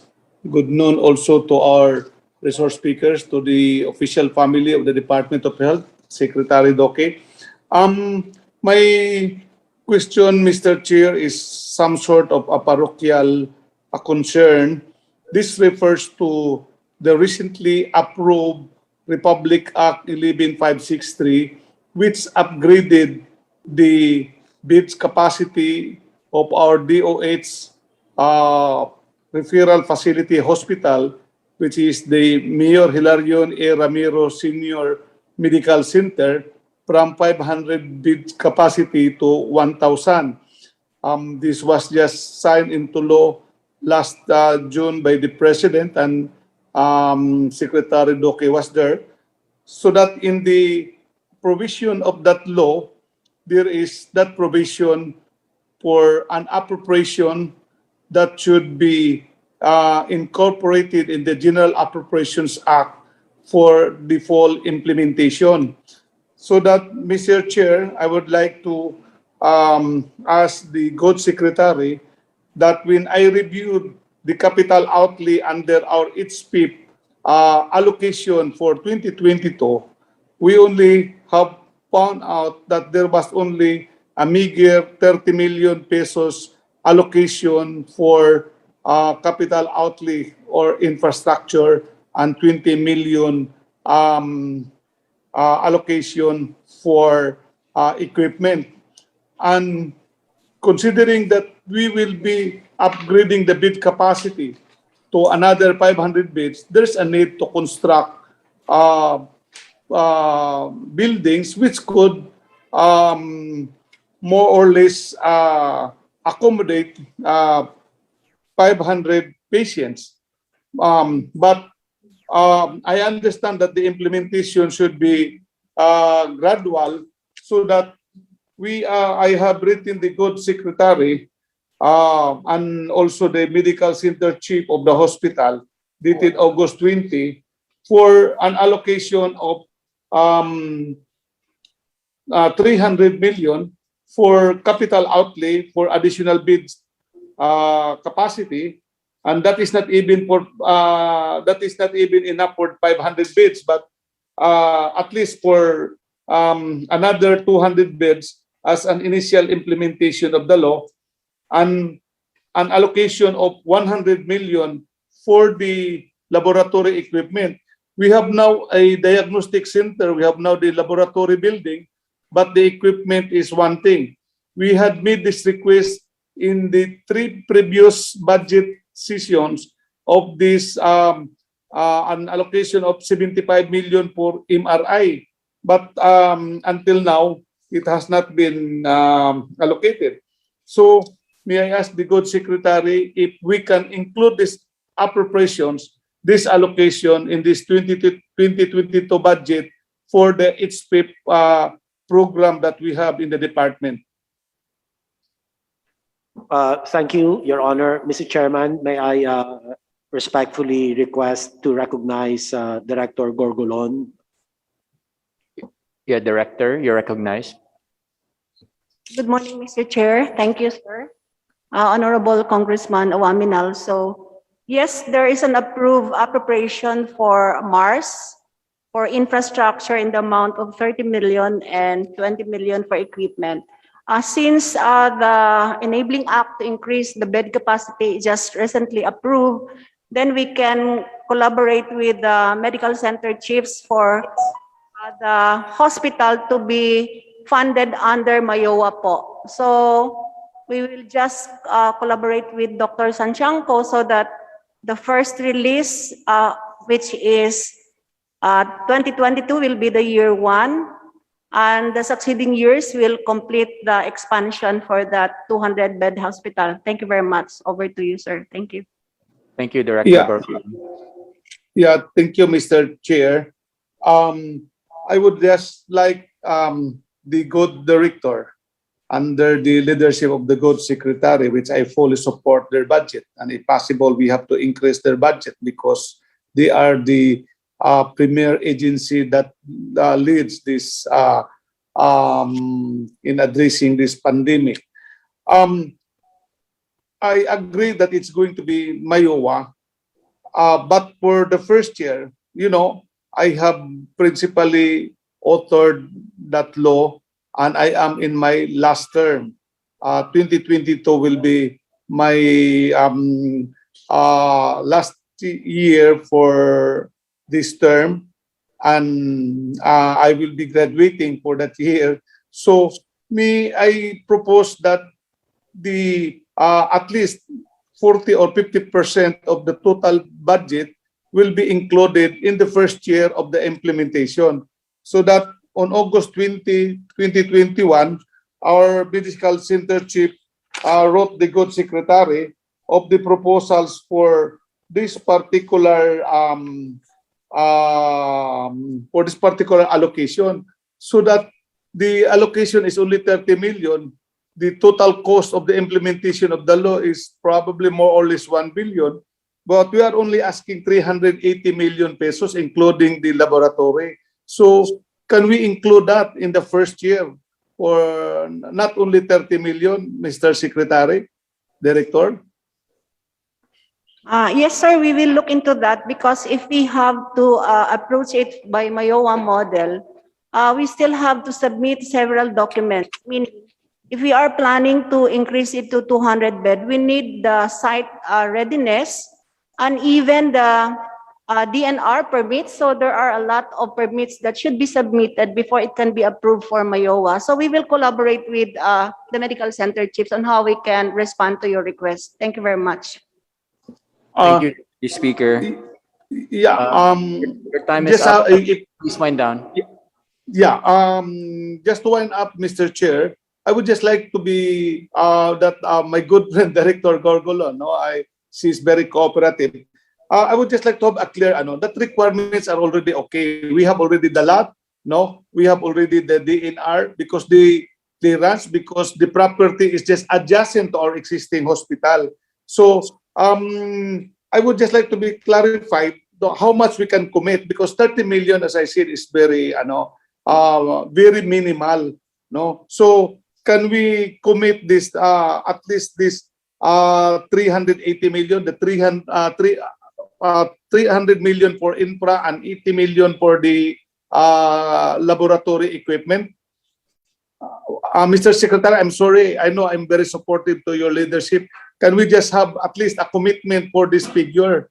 Because I have seen your HPIP proposal and very meager, unlike other hospital there, which was just recently approved also to get with my law. The hospital was getting at least a budget of 300 million for the infrastructure. With the kind indulgence of the chair, could we have a categorical answer from the good secretary and the director of the HPIP? Yes, Mr. Chairman, we will commit to propose the DBM, Mr. Chairman. Thank you. Okay. Thank you, Secretary Duque. Okay. Thank you very much, Mr. Chair. Thank you very much, Mr. Secretary. Thank you, Deputy Speaker. Representative Janet Garin, you're recognized.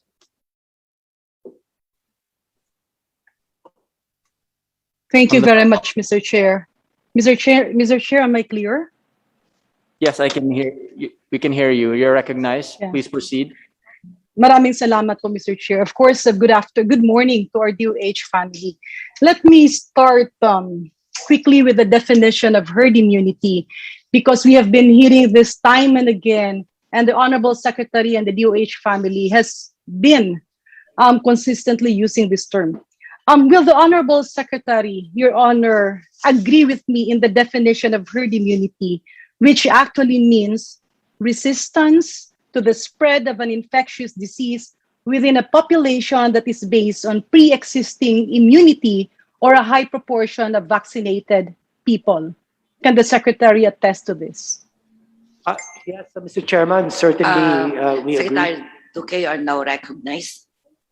Thank you, Madam Chair. Yes, we are fully aligned with the definition propounded by the Honorable Janet Garin. So, Mr. Chair, Your Honors, ang ibig po sabihin ng herd immunity, resistance to infection, na yung mga nabakunahan ay hindi mahahawa at hindi makakapaghawa. Now, we are in a different situation as compared to months before. We have a lot of breakthrough. Ibig sabihin, nabakunahan ka man o hindi, matatamaan ka pa rin at makakapanghawa ka rin. But just to clarify, there are still a lot of benefits that vaccination brings because it generates at least almost zero deaths and a huge reduction of severe cases. Yung pangatlong gamit ng bakuna, which is actually prevention of illness and prevention of transmission, has apparently been affected by the new variant, which we now call the Big Delta surprise. Can the Honorable Secretary, Mr. Chair, Madam Chair, attest to this? Yes, Madam Chair, that is correct. The Delta variant has been often characterized is highly transmissible and more contagious. And so that is correct, Madam Chairman. So with that, Madam Chair, Your Honors, if we have a lot of breakthrough infections, just as what we are seeing now, it probably means, it simply means there's a waning infection and a need for a third dose. So if this is the case, Madam Chair, Your Honors, can the Secretary say that herd immunity is not something that we can talk about as of this moment because we are not talking about a third dose? Again, uulitin natin, herd immunity means hindi ka na makakapanghawa at karamihan ng bakunado ay hindi mahahawa. But this is science. We have a new variant. At ngayon nga, maganda pa rin ang bakuna, hindi ka mamamatay, hindi ka ma-ICU, pero mahahawa ka at nakakapanghawa ka. I mean, with due respect to the Department of Health, I am pushing for this because we need to be transparent to our people. We cannot just let our people expect and hope and keep on counting about herd immunity, where in fact we know that there is this big surprise that vaccinated are getting infected and are transmitting the illness. Can the Honorable Secretary confirm this? Secretary Duque. Madam Chair, yes, certainly the points raised are valid, Madam Chair.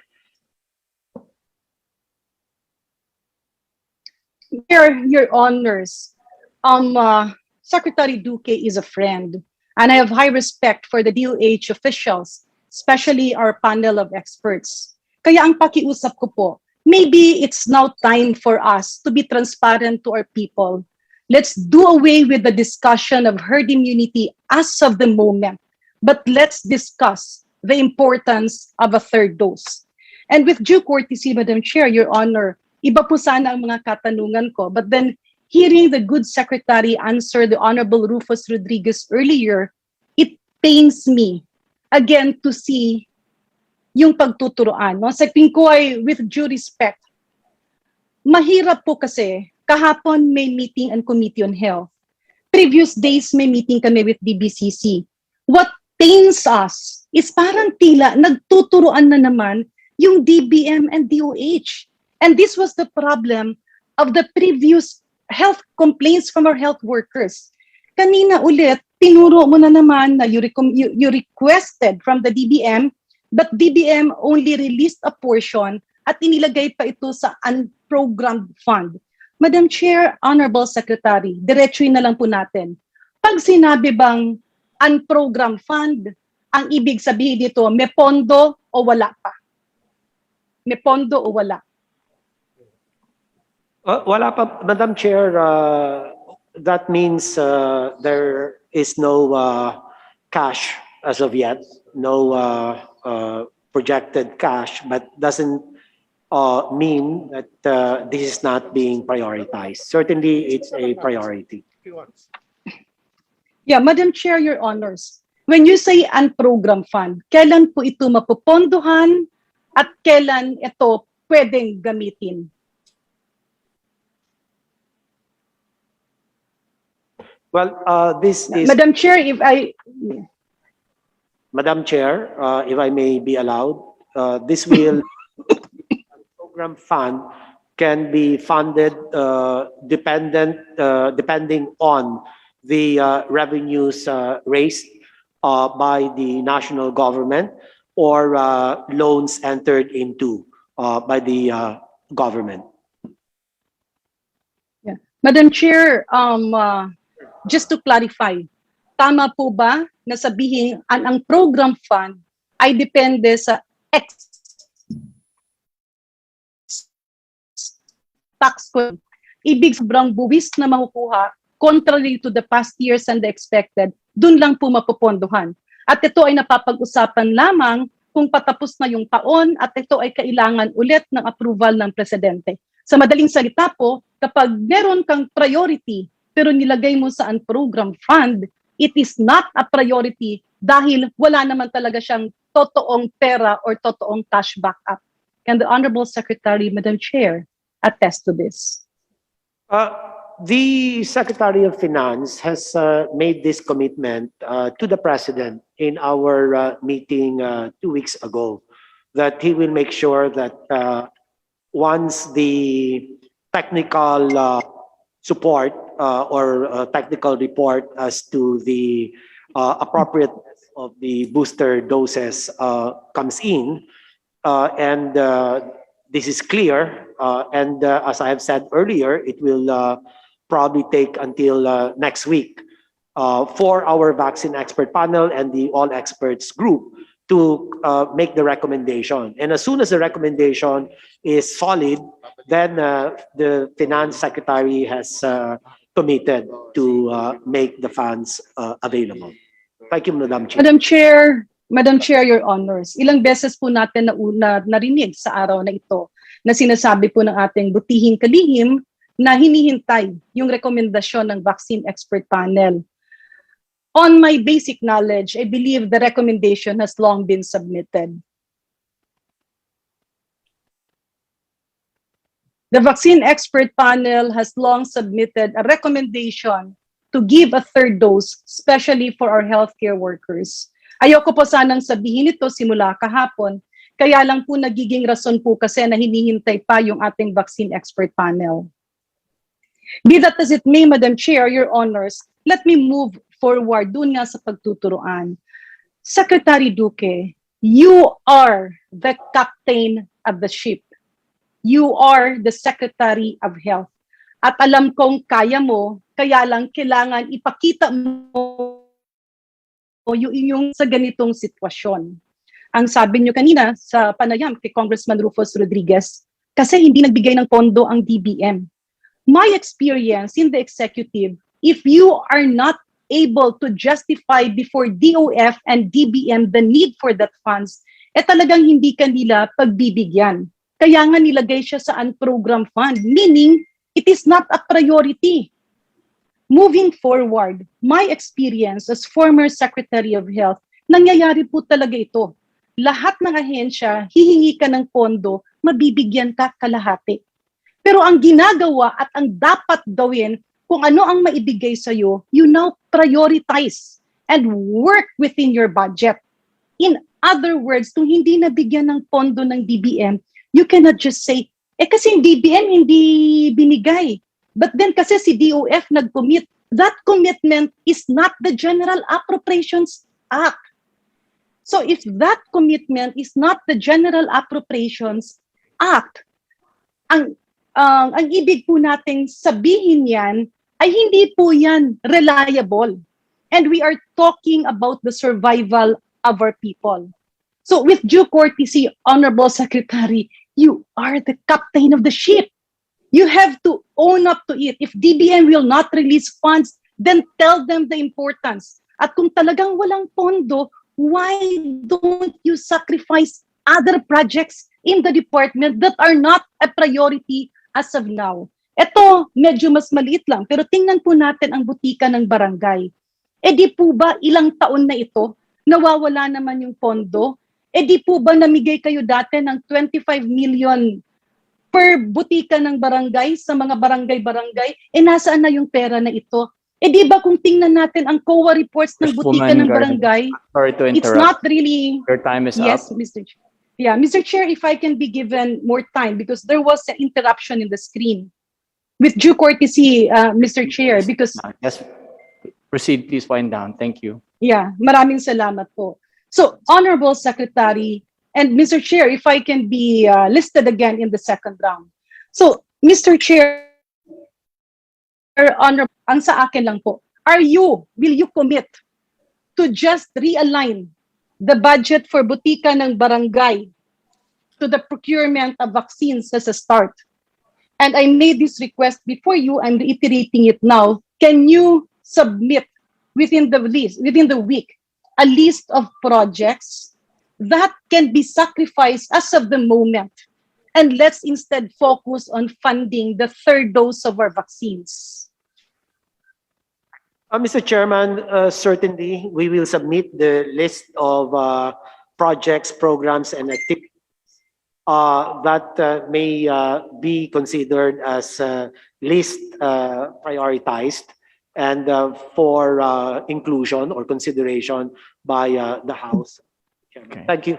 Thank you, Mr. Secretary. Chair, Mr. Chair, Honorable Proceed. Secretary, yung tanong ko po, my question is, can you now commit, a real commitment, that you just do away with all these budgets for butika ng barangay, gamitin muna ito sa bakuna?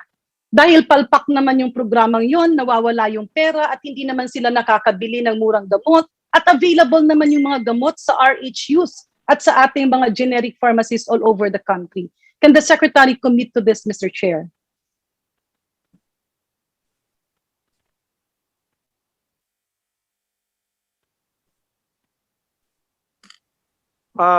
Yes, Your Honor, we will commit to propose this to Congress. Thank you, Thank for you your very much. question, Last, Mr. Representative Chair. Garin. Yeah, Mr. Chair, last, proceed. please, Mr. Chair, last.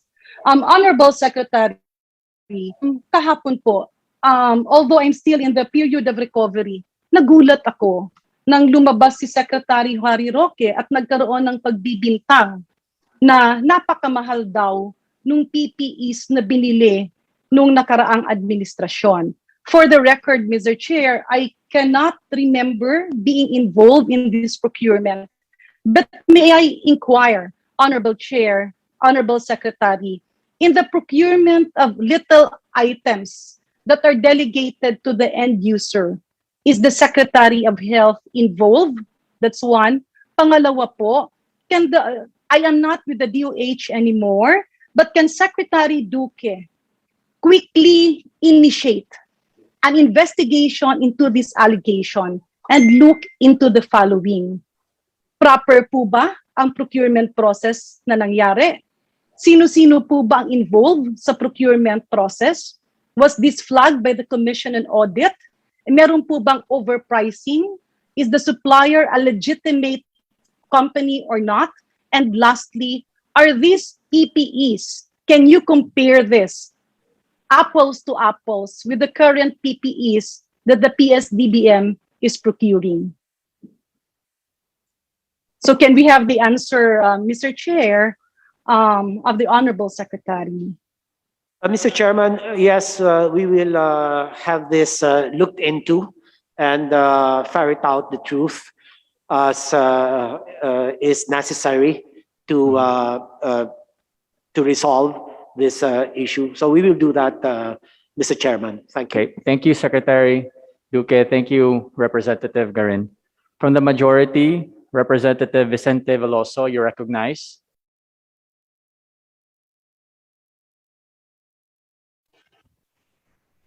Mr. Chair, naririnig po ba ako? We can hear you. Please proceed. You recognize. Thank you. Mr. Chair, 2016, it appeared in media that the Leyte Samar area, called the Region 8 of the Philippines, was the second poorest region in the Philippines. Now, the 3rd district of Leyte is the poorest district in Region 8. It lacks medical services from the government, to the point that while the Secretary has been lambasted left and right, we in the 3rd district of Leyte has to thank him for the accomplishment he gave to the western part of Leyte, that is from Biliran, 2nd, 3rd, and 4th districts of Leyte. Binigyan po kami ng EVRMC, Eastern Visayas Regional Medical Center extension, because from Calubian, the farthest municipality, the 3rd district of Leyte, up to Tacloban City, it would take us 10 to 12 hours para dumating doon. Kung may mga aksidente, namamatay muna bago dumating sa hospital. To be brief about it, this resulted in our donating 15,000 square meters of prime land para tayuan po ng EVRMC extension, and through the help of Dr. Gulon and the Secretary, the Good Secretary, meron na tayo ngayong EVRMC extension in Villaba, serving the medical needs of the whole of Biliran, the 2nd district, the 3rd district, and the 4th district of Leyte. Meron na po tayong mga facilities doon from X-ray to lahat ng mga kailangan para diagnostic tests. And meron na po kaming operations doon, pwede nang operahin ang mga pasyente. But the problem we have now, Mr. Chair, is ang mga facilities doon hindi gumagana dahil kailangan daw ng three-phase electricity and it would need 12 million pesos just so we can have this three-phase facility, sabi ng LECO 5. Pwede mo pang matanong ang very good Secretary, tagalog kami sa iyo sa pagtayo mo ng EBRMC extension dito, kung may sasama ba natin sa budget nito ang kapiranggot na 12 million for a three-phase electricity line. Mr. Chairman, yes, we will provide the request for a three-phase system, to a three-phase electrical supply system in the amount of 12 million pesos. Thank you. Maraming salamat. Last question ko na lang po, Mr. Chair. Last budget hearing, kasi I asked the Secretary at pinasa ko kay Mr. Roderick, sinabi niya, the DOH in that budget hearing of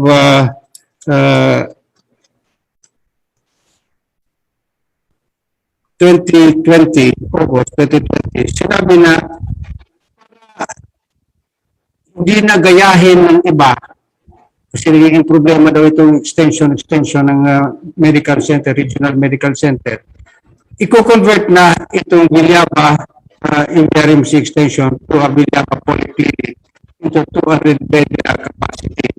Nangako po ang good secretary na ayusin nila yan. May I know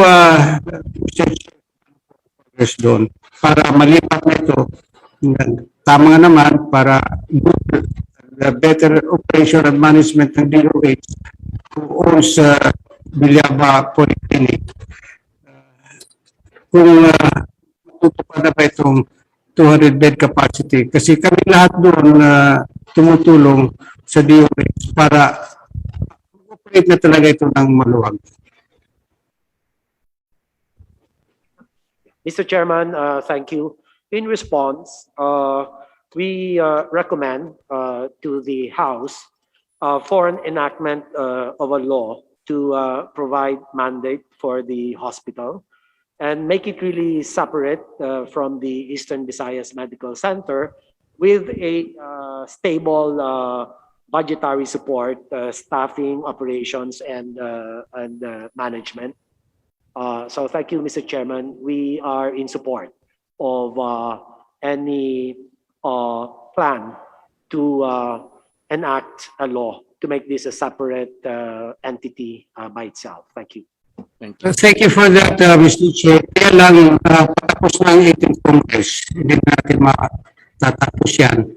And nagbigay na ng opinion ang Solicitor General at ang DOJ in relation to the EBRMC extension. But since this is only an extension, hindi kailangan ng batas. The Board Secretary will recall that. Our exchange of communications sa mga subject at saka DOJ will attest to the fact that hindi na kailangan ng batas. We will do that as suggested by the Secretary. Meanwhile, pwede ba dagdagan ng funding para maayos na ang pangakong 200 bed capacity. Meanwhile, that we do not have a separate law creating a separate hospital. Yes, Mr. Chairman, we will support the requirement of the extension hospital because it is in the best interest of the people of Eastern Visayas to have available hospital services, especially for the poor, and therefore we are in full support of the required funding, whether it's for MOE and other expenditures, Mr. Chairman. Thank you. Congressman Veloso, your time is up. Yeah, ulitin ko lang po, pangwakas nito, maraming salamat, Secretary Duque. Malaki ang utang na loob ng 2nd, 3rd, and 4th District ng Leyte kasama ang the whole of Biliran na pinagsisilbihan ng EVRMC station in Biliran, Leyte. Thank you, Mr. Chair. Thank you, Congressman Veloso. From the minority, Representative Arlene Brosas, you recognize. Thank you, Mr. Chair. Mr. Chair, can you hear me? Yes, we can hear you. Please proceed. Thank you, Mr. Chair. Mr. Chair, according to Budget Secretary Wendell Avisado, the government will have to spend beyond its original allocated budget for coronavirus disease or COVID-19 vaccine doses this year, which is around 82.5 billion. He said that the government will have to tap into the contingency fund allocated in the 2021 national budget. But Yusek Kabutahe said that only 54 billion was disbursed as of August 2021, leaving 28.5 billion still unused. Why is there a disconnect between Secretary Avisado's estimate and the actual figure of spending for vaccines by the DOH?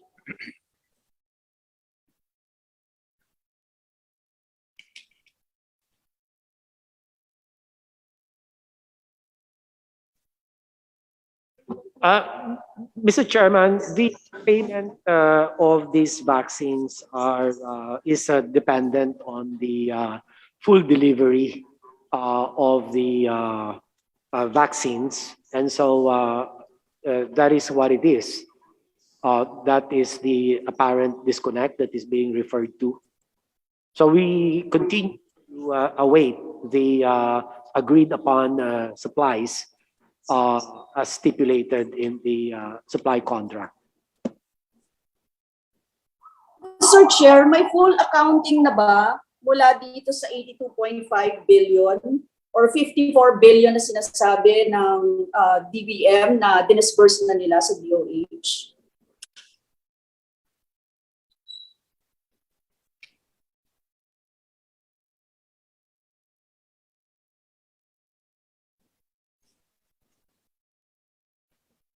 Thank you, Mr. Chairman. We will submit this accounting to COA, but this is ongoing.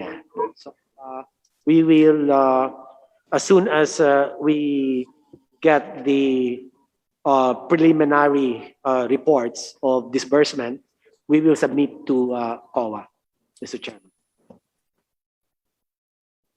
Mr. Chair, para kasi ang sinasabi ng DBM, kulang pa, pero ang sinasabi ng DOH ay sapat na, Mr. Chair. We earlier kasi it was mentioned na there are 34 million vaccine doses na na-procure as of end of August. Kanina po sinabi niyo yan.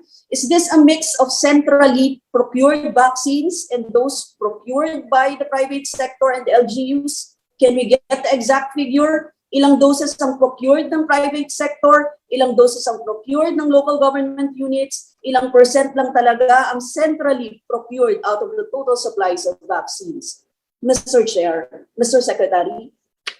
Mr. Chairman, if I please do recognize Yusek Kabutahe, who has the data. Thank you. Yusek, you recognize.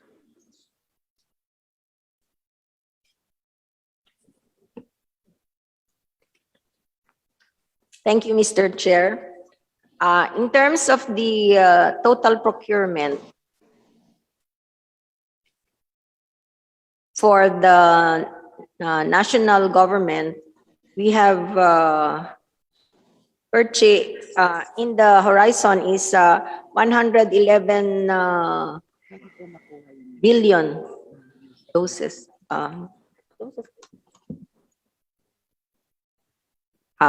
Just one moment.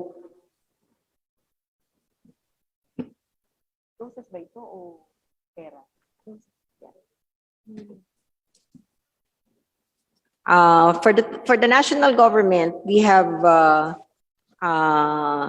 111 million doses that are supposed to be procured from March to the end of the year. for various vaccines, seven types of vaccines. For the donated vaccines, we are targeting 58.8 million, 54 from COVAX and the rest from the other countries.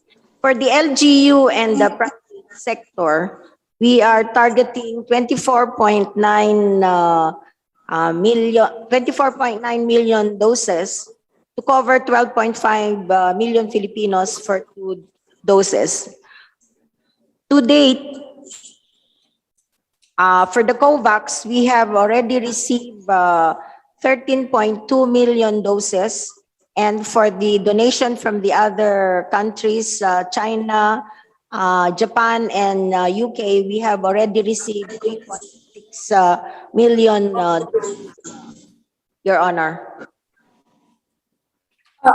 Mr. Chair, Yusek Kabutay saying na merong yun ay mga targets pa lang. Tama, Mr. Chair? Kasi hindi niya sinabi kung ano talaga, no, specific. Tama pa? Tama po ba? Or that's it? Yun na yung COVAX. Kasi ang nilagay niyo pa COVAX target, 13 million. Na-receive na ito. Yung donated, na-receive na rin. Mr. Chair? Yusek Myrna. For the procured vaccine, that is amounting to 34.9 million doses, 28.5 million doses from Sinovac, of which 500,000 for private sector and 400,000 for LGU, and the rest national government procured. For the AstraZeneca, we have 2.3 million procured by the private sector. For Moderna, we have procured and dumating na 1.2 million, of which 363,600 were procured by the private sector. And the rest of the vaccines, 2.4 million Pfizer and 380,000 Sputnik V, were all procured by the national government, Your Honor.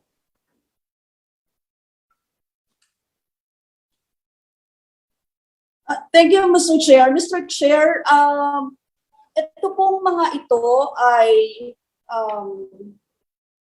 sasapat na. Tama ba, Mr. Chair? So parang ang sinasabi ninyo ay we don't need to allocate budget para for next year. Kasi yun po yung disconnect eh. Ang sinasabi ng DBM, kailangan pa natin ng pera. Magagalaw natin ng contingent fund. Ang sinasabi niyo po ba ay sapat na ang na-procure ninyo at at yung budget ninyo for now para sa vaccines? Yes, Mr. Chairman, if I may, the doses for this year, about 195 million doses, will suffice. But the budget is already there, it's available. It's the booster doses for next year. Once the protection wanes, then we will certainly need the funding for, dependent on the strong recommendation of our all experts group and our vaccine expert panel. They are in the best position to make the recommendation, and they have committed that by next week they will come up with a recommendation, which will therefore prod the DOH to ensure the budget's availability to support the booster dose policy that will be adopted by government. Representative Arlene Brosas, last question, please. Yes, thank you, Mr. Chair. Sa 77, actually, Mr. Chair, kasi 77 million yung target na mabakunahan. 63 million, hindi pa nabibigyan ng first dose ng bakuna. Unahin nating magpondo para sa booster shots na mabigyan, na hindi pa nabibigyan ng first dose yung napakaraming mga mamamayan natin. Masama pa rito, sinasabi nga, unprogrammed funds ito, hanap pa tayo talaga ng pondo. It is really bizarre, no? Kasi in fact, sa priority dapat, unahin natin na mabakunahan ang lahat, di ba? Meron tayong pondo sa NTF-LCAC na 30.42 billion, pero hindi natin itong 45 billion na nire-request, no, para sa booster shot at yung kung meron pa mang kulang para sa vaccine natin, hindi pa dapat doon natin yung ilagay, Mr. Chair. And Mr. Chair, siguro yung marami pa kasi po akong questions with regards to the TRIPS waiver. Kung ito po ba ay pinirmahan ng gobyerno natin.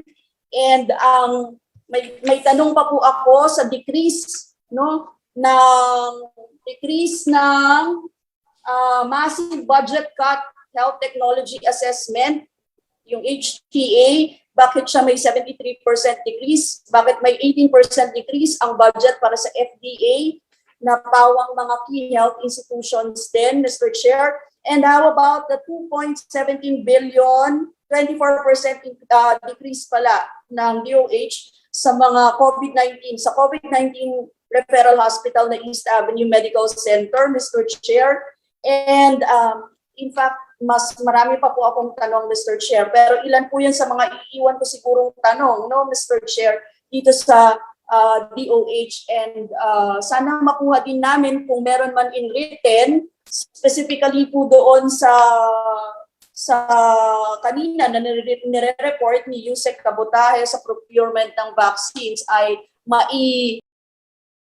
maibigay sa amin, sa aming tanggapan para makapag-prepare for the plenary. Thank you, Representative Mr. Rosa. Chair, maiksi lang po pasagutin po sana natin, Mr. Chair, dun sa TRIPS waiver sa kayong mga massive We'll budget put you cuts. on the list for the second round, but Secretary Duque, maybe you can comment on the last. Mr. Chairman, we reassure that as soon as we get the issues that have been raised, questions that have been asked, we will prepare the official rejoinder to all these issues. So we will reassure that the House will get our answers.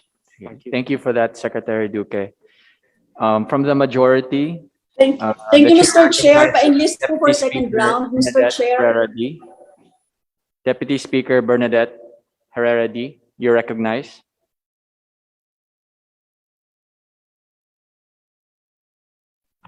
Thank you. Thank you very much, Mr. Chair. Magandang umaga po sa DOH family. Good morning. Good morning, Secretary Duque. I'd like to you, Mr. Chair, tanong ko lang, ano po ang total sa 2021 COVID-19 budget? Kung titignan mo yung whole scenario, magkano po yung total natin for the COVID response? 2021 po.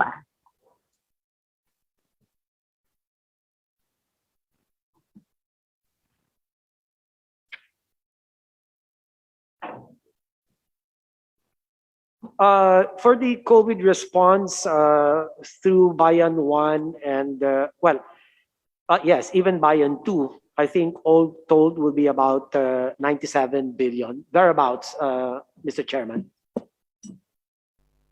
Kasama na rin po ba dito, Mr. Chair, yung mga foreign assisted projects natin?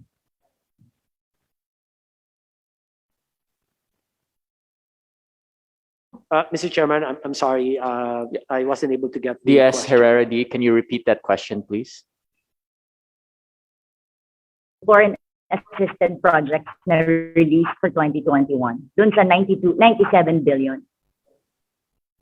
Kasama po, Mr. Chairman.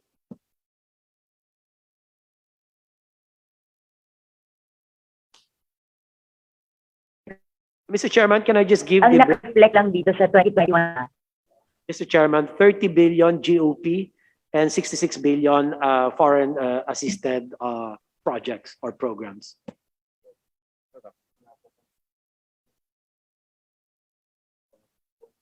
Deputy Speaker Bernadette Herrera D, are you there? Can you hear me? Yes, I'm here. I'm here.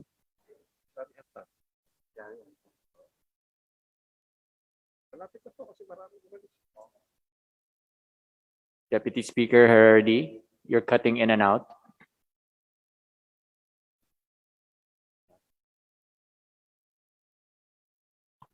Thank you.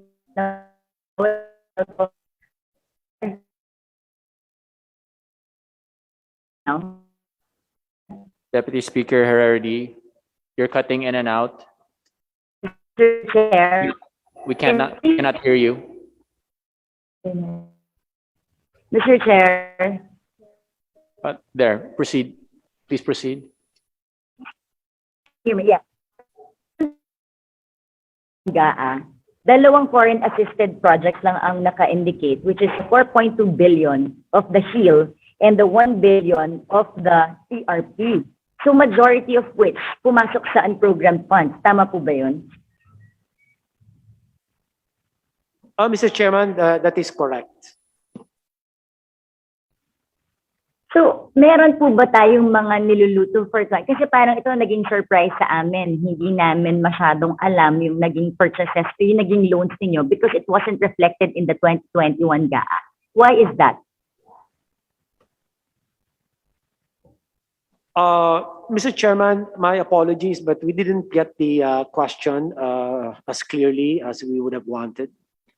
Deputy Speaker Herardi, can you repeat your question again, please? Yeah, Mr. Chair, kasi po ang naka-reflect lang doon sa ating foreign assisted projects is 5.256498 billion. But if you look at the unprogrammed funds, 62 billion ang foreign assisted projects. In other words, when we were discussing the 2021 budget, we didn't know about the 62 billion foreign assisted projects. So I'd like to know why wasn't it reflected in the 2021 budget?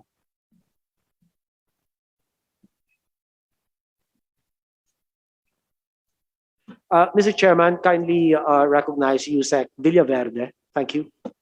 Yusek Villaverde, you're recognized. Thank you, Mr. Chair. Kong Herrera.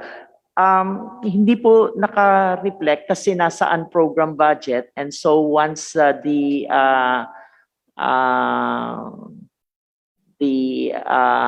foreign assisted project has been approved, kinuha po doon sa unprogram yung funds, no? Yung I mean yung budget. Mr. Chair, ang tanong ko, nai-report niyo po ba ito sa Kongreso? Yes po, oo, kasi nakasaad po ito dun sa program. So once that cash are available, then it is being released by DBM to the DOH.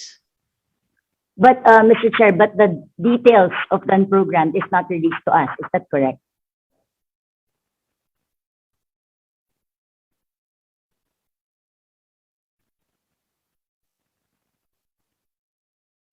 Mr. Chairman, the question wasn't clear.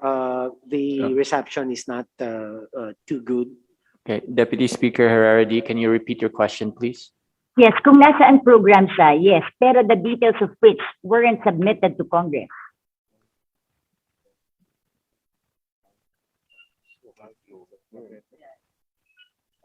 Mr. Chairman, we reassure Your Honor that we will provide the details of this unprogrammed funds once the data are available.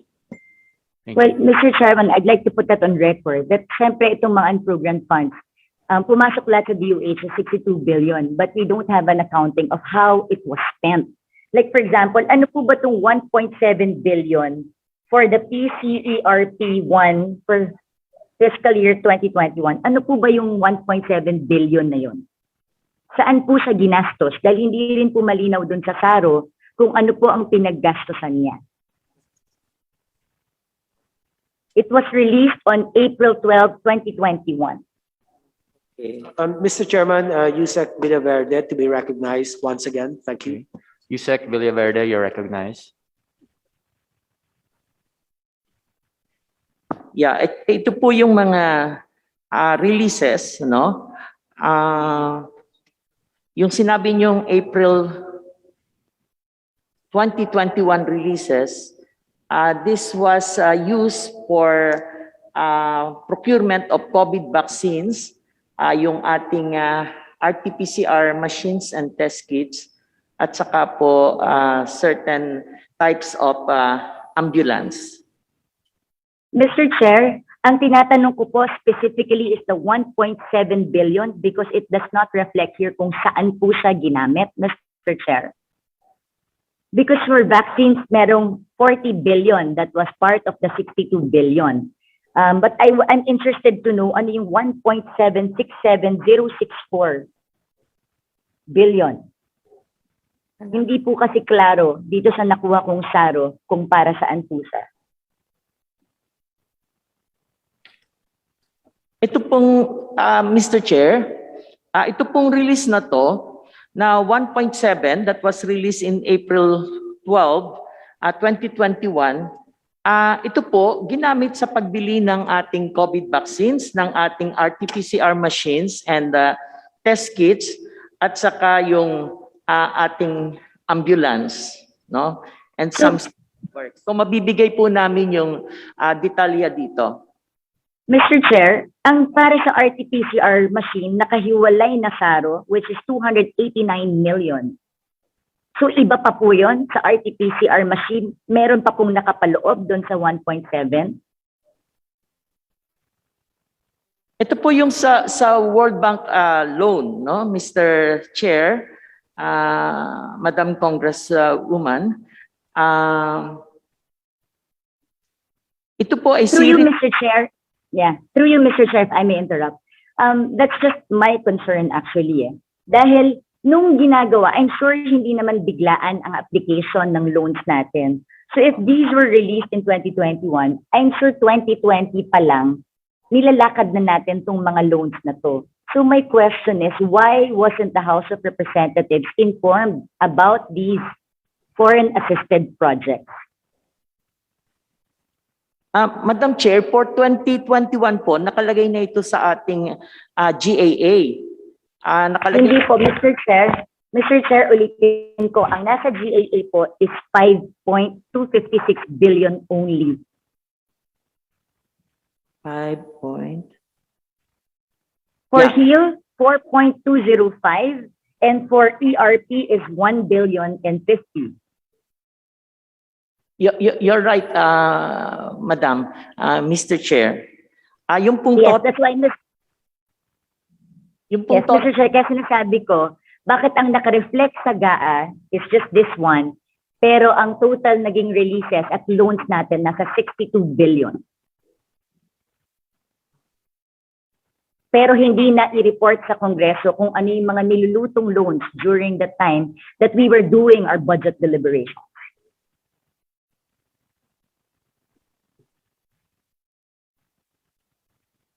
Yusek? Mr. Chair? Yung for this year po, kasi multi-year project po ito, nag-start nung last year.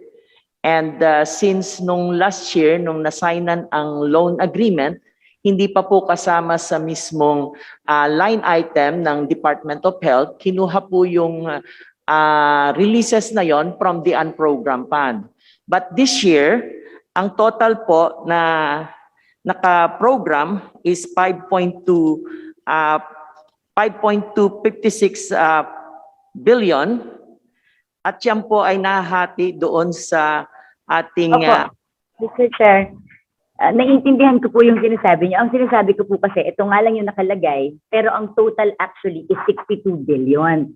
Now my question is, bakit hindi kami binrief sa Kongreso tungkol dito sa mga pine-prepare nyo na loans? Kasi hindi namin alam kung saan-saan ginamit yung unprogrammed funds because he did not present that to Congress kung ano yung mga loans na pine-prepare ninyo. Because syempre, kung ina-apply niyo yan ng 2020, di dapat alam namin during that time.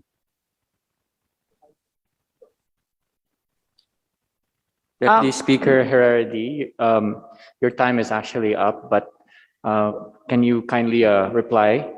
Yes, You Mr. said- Chair. We will provide all the details to the Honorable Congresswoman from the time that the project was started last year until this year, and the proposed budget for next year for our foreign assisted project. No? Yung pong mga detalya, even yung mga major components and activities that were done and being done under these two projects from the ADB and the World Bank.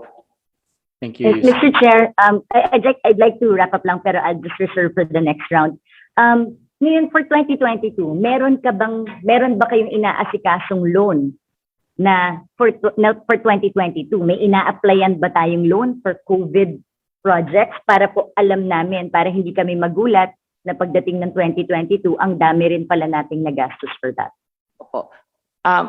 Mr. Chair, Madam Congresswoman, sa ngayon po, for 2022, wala pa pong naka-propose na kahit anong foreign assisted project for specific for COVID. Yung pong current na loan natin ngayon will be implemented kasi until next year and up to 2023. Okay. So, Mr. Chair, hingin ko na lang po yung detalye nung sinasabi kong 62 billion kung saan yan nagastos para lang guided po tayo kung saan napunta po yan. And I would reserve na lang, Mr. Chair, for the next round. Thank you, Deputy Speaker Herrera. The chair recognizes from the minority, Representative Franz Castro. Congressman Castro, you're recognized. Thank you, Mr. Chair. Can I be heard? Can I be heard, Mr. Chair? Yes, we can hear you. Please proceed. Thank you, Mr. Chair. Magandang tanghali po sa ating lahat, sa DOH family. Balik po ako doon sa doon sa COA report about the unpaid claims for financial assistance na 4,885,000 pesos. So pwede po bang ma-explore o mapaliwanag po sa atin ito, Madam Mr. Chair? Yes, Mr. Chairman, I'm just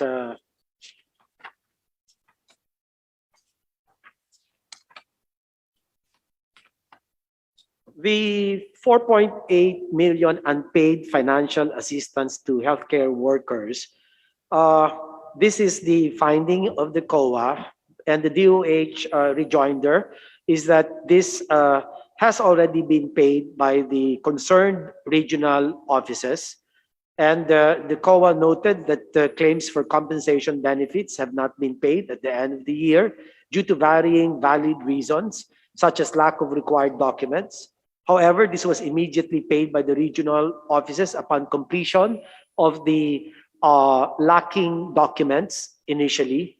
And the 212 applicants classified as account payables for 2021 were fully paid in the first quarter of 2021 upon receipt of funds from DBM. The status of this is compliant, Mr. Chairman, and we can give the report to the good honorable congressperson.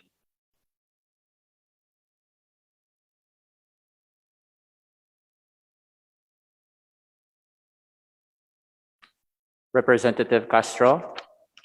Thank you for that explanation, Mr. Chair. And another one, Mr. Chair, about the yung mga yung unspent DRRM funds.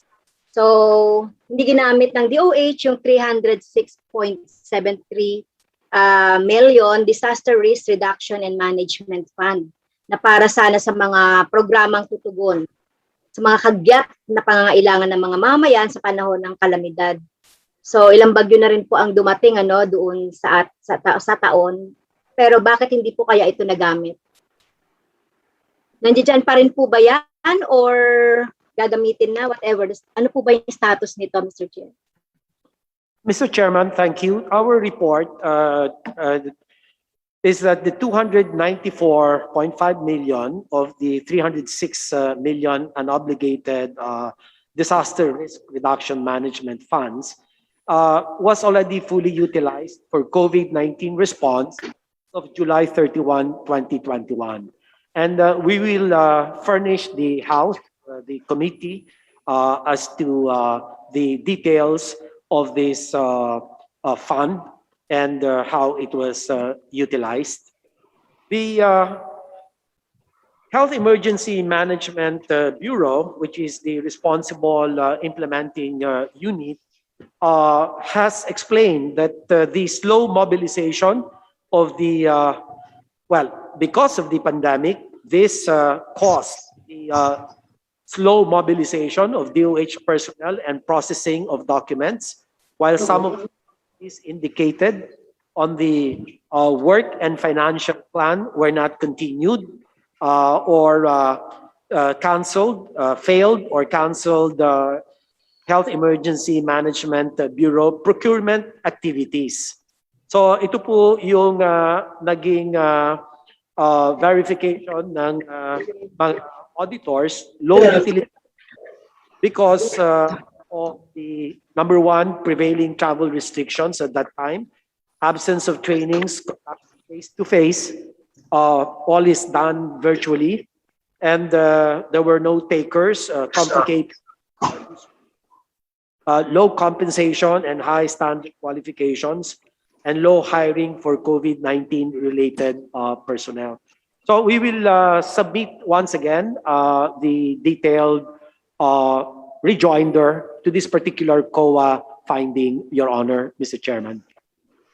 Thank you, Mr. Chair. Thank you, Mr. Secretary.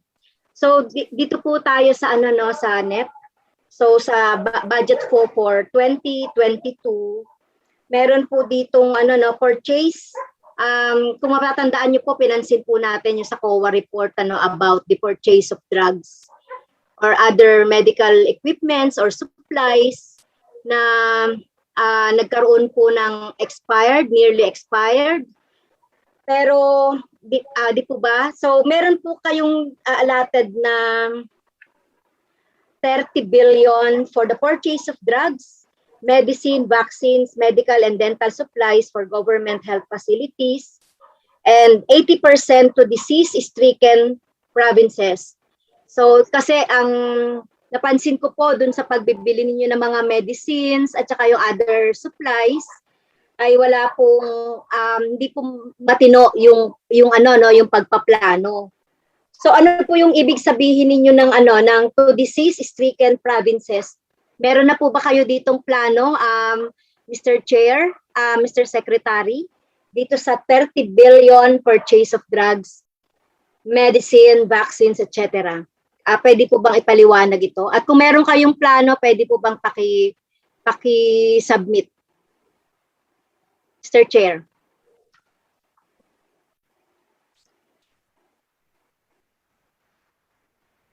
Mr. Chairman, may I request that Yusek Rosette Berhere be recognized, Mr. Chair.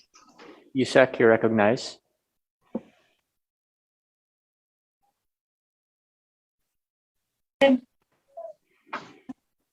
Yes, good afternoon, Mr. Chair, and good afternoon to all of the congressmen and women here.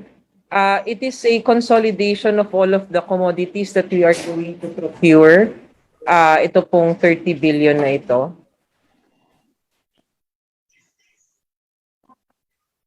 We will just submit to the House of Representatives the detailed listing of this.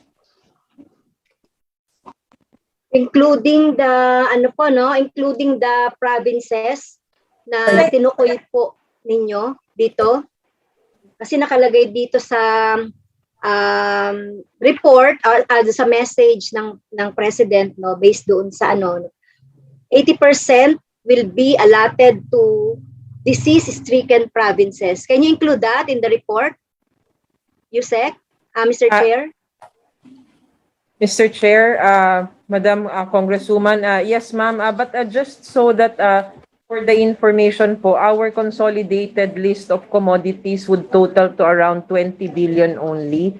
and not 30 billion. But we will try to reconcile, Madam Congresswoman and Mr. Chair, and we will submit to the House of Representatives. Ganun po ba? Pero nasa ano to nasa president message po So, kailangan natin may reconcile, Mr. Chair, mahalaga ito, no, yung 10 billion. Na, kasi kung nagkakaroon ng differences, baka pwedeng maipaliwanag. Yes, Madam Chair and Mr. Chair and Madam Congresswoman, yes, ma'am, we are going to reconcile baka po yung commodities from the laboratory networks and the other programs po kasi. Yes, ma'am. Okay, salamat, Mr. Chair. Meron din pong 819 million for 758,700 sets of PPE for DOH hospitals. Tama po ba to? Etong budget?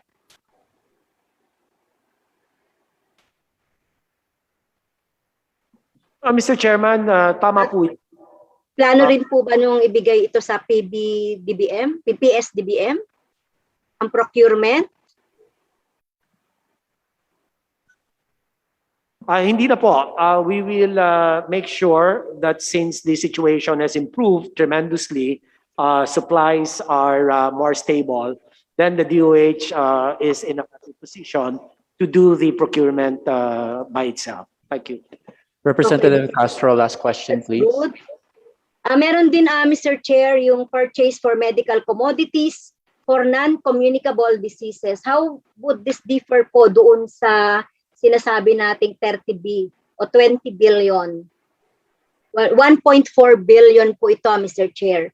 Purchase of medical commodities for non-communicable diseases. So hindi pa po ba ito kabilang doon sa 30B or 20B na tinukoy natin kanina?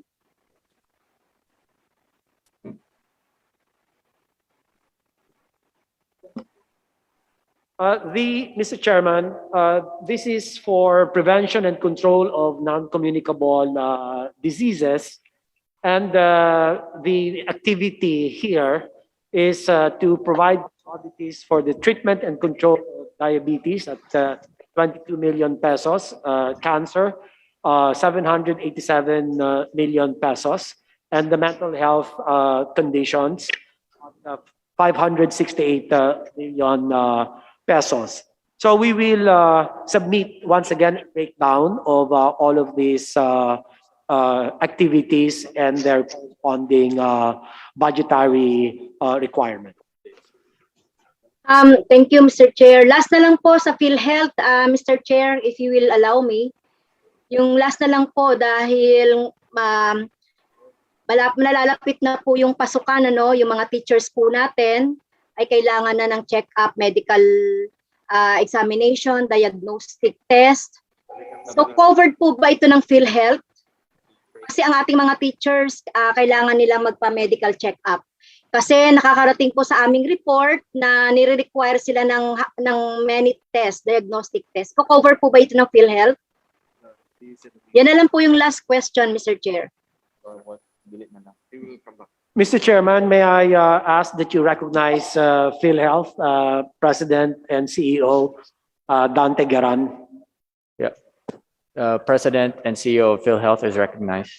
Thank you, Mr. Chairman. To the question of the Honorable Madam Congresswoman, covered po yung mga teachers po, yung sinasabi niyo po. Covered po. Follow up lang po. Yes, yung mga diagnostic test, Mr. Chair, mga may ECG yan, urinalysis, X-ray, blood, FBC, cover niyo po ba ito? Covered po lahat yan, Mr. Chairman, sa ating consulta package po. Okay. Okay, thank you po, Mr. Castro, Chair. your time is up. Please wind Yes, down. thank you. Ayun na lang po, Mr. Chair, mabigyan tayo ng mabigyan tayo ng PhilHealth ng procedure. Paano natin makiklaim yan at saka yung mga requirements. Thank you, Mr. Chair. Thank you, Representative Castro. From the majority, the chair recognizes Representative Braden John Biron. Representative John Biron. The chair recognizes Representative Ron Salo. Representative Ron Salo. Mr. Chairman, may I be excused? I just need to answer to the call of nature just for a while. Okay. Thank you. We'll suspend our hearing.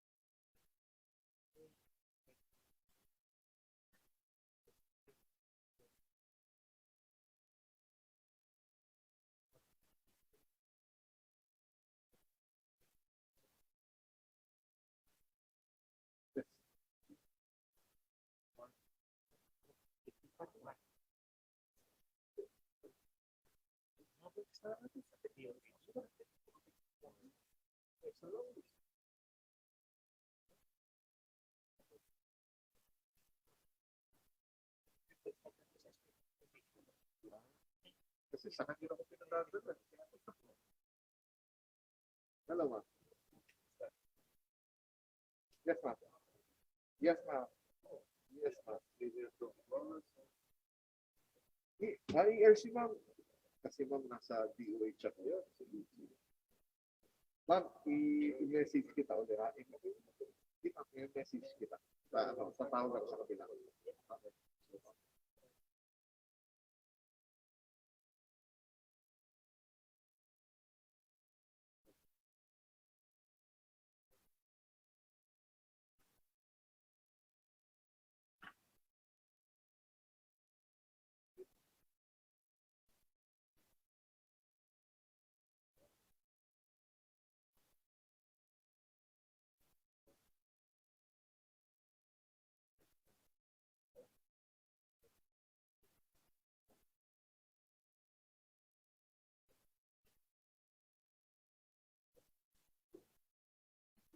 Hearing resumed. From the majority, the chair recognizes Representative Ron Salo. Representative Ron Salo. The chair recognizes Representative Mark Go. Mr. Chair, I'm here. I was just unmuted now. Yes, Representative Ron Salo, you're recognized. Please proceed. Thank you very much, Mr. Chair. I just have some few questions with the Secretary. Mr. Secretary, my first question is, magkano po lahat ang so far nagastos po ng DOH pagdating po sa COVID? This includes yung sa gastos ng within the DOH family po. So specifically, DOH at the same time yung sa PhilHealth. So far po, magkano na po yung nagastos po as of the moment? Of course, from sa 2020, then 2021 as of the moment, related po lahat specific para sa COVID po.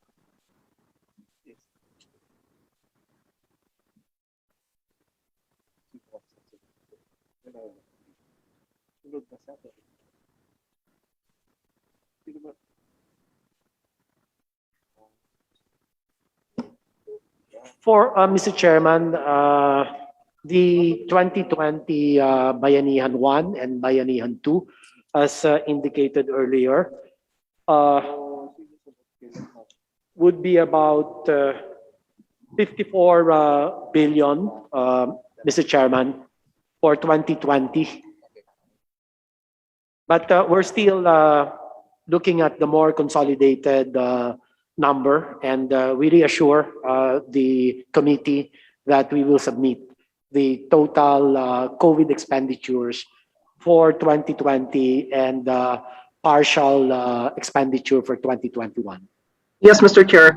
Ito po yung concern ko, specifically, ano po yung total na ginastos po natin for COVID, which includes, of course, yung reimbursements from PhilHealth. So isa pong item din po yan because we're spending separately through PhilHealth yung mga reimbursements. So how much actually in the totality yung nagastos na po natin, and that's why that's where I am interested with. So for 2020, then 2021, and for we to be able to compare also how much exactly yung totality na pinopropose po under this particular 2022 budget, and syempre most likely hindi po makakapture po doon kung magkano yung gagastos rin for PhilHealth, coming from PhilHealth. Mr. Chairman, if I may request Your Honor to recognize PhilHealth for the expenditures made for 2021 in terms of COVID-19 reimbursements. PhilHealth resource person, you're recognized.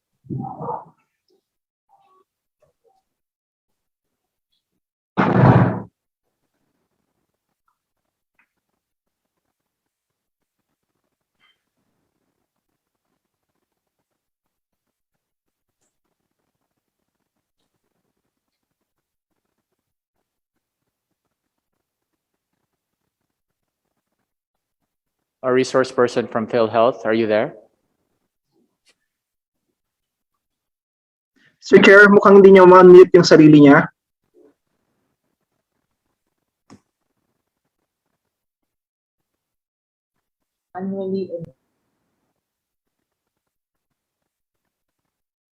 Secretary Duque, is there another resource person? The accurate figure for PhilHealth, they are in the best position to answer. I don't have their figures. I have a 2020 Bayanihan 1 and 2. The DOH was able to obligate 86% of its allotment and disbursed 83% of obligations incurred. This is 66 billion obligated and 55 billion disbursed, and whatever PhilHealth has reimbursed will form part of the totality of the expenditure. Yes, Mr. Chair, but I just wish to point out that definitely it's not only Bayanihan 1 o Bayanihan 2 yung source po ng ginastos po ng DOH related po sa COVID, because you also have your own budget not coming from Bayanihan 1 or Bayanihan 2. And some of them, inallocate po ninyo specifically for COVID. Tama po ba yan, Mr. Secretary, Mr. Chair? Yes, Mr. Chairman, that is correct. Yes, that's why I just wish to see the entire picture, yung the totality of it. Nonetheless, Mr. Chair, in as much as I would understand na hindi po sila ready to give the appropriate data, perhaps I'll just request it from them to submit it to the committee, Mr. Chair, to abbreviate my line of questioning. Mr. Chairman, yes, we will certainly provide the consolidated expenditures for both DOH and PhilHealth to give a complete picture as requested by the Honorable Congressman Ron Salo. Thank you, Mr. Chair. On the second item, so far, Mr. Chair, ilan po yung foreign assisted projects or programs or being funded from foreign assisted financial institution or other financial institutions na ini-implement po currently ng DOH, siguro from 2020 then 2021, andito po sa proposed na 2022 budget. Mr. Chairman, kindly recognize Yusek Villaverde. Yusek Villaverde, you recognize. Yeah, thank you, Mr. Chair, Kong Salo.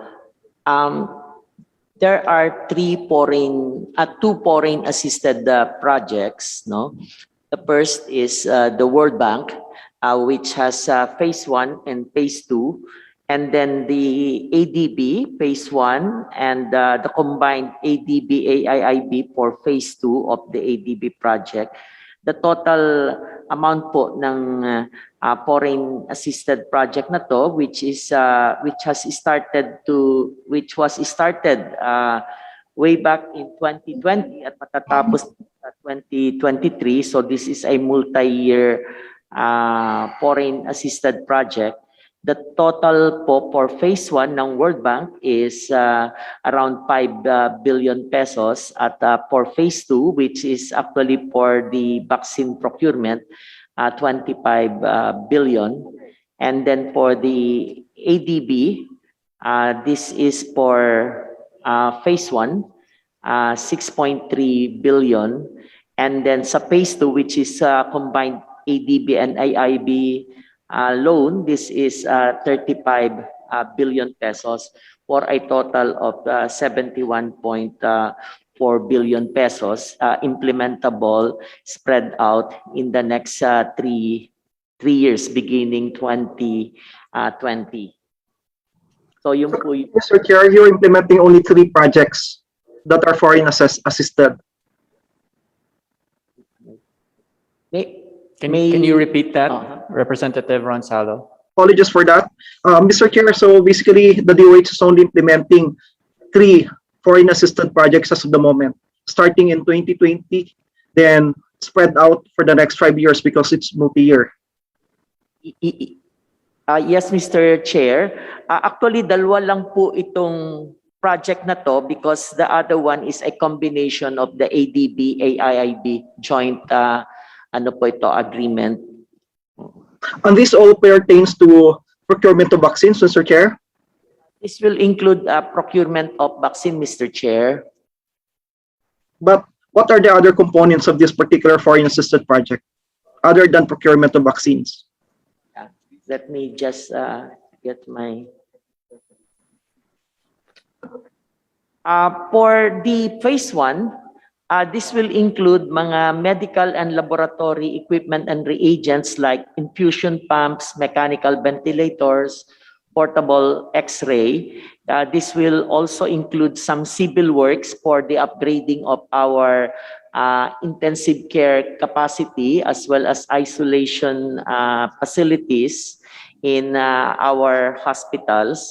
And then for component 2, of the World Bank project, this generally will be for the vaccine procurement. Now, and Mr. Chair, what is the percentage of accomplishment of these foreign assisted projects? At present po, kasi continuing po ito, we have, when it comes to the financial,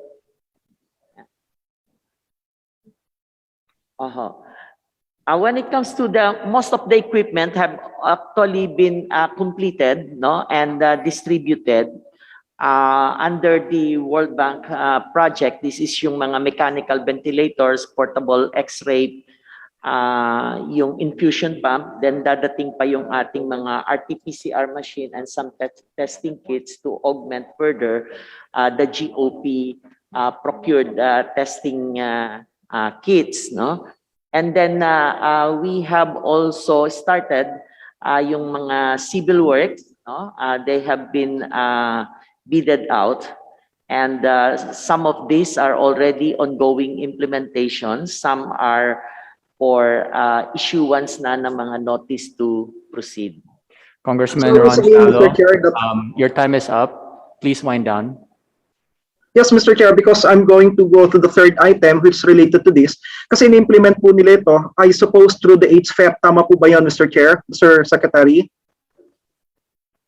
Yung procurement po ng mga binabanggit po ninyo kanina na pieces of equipment.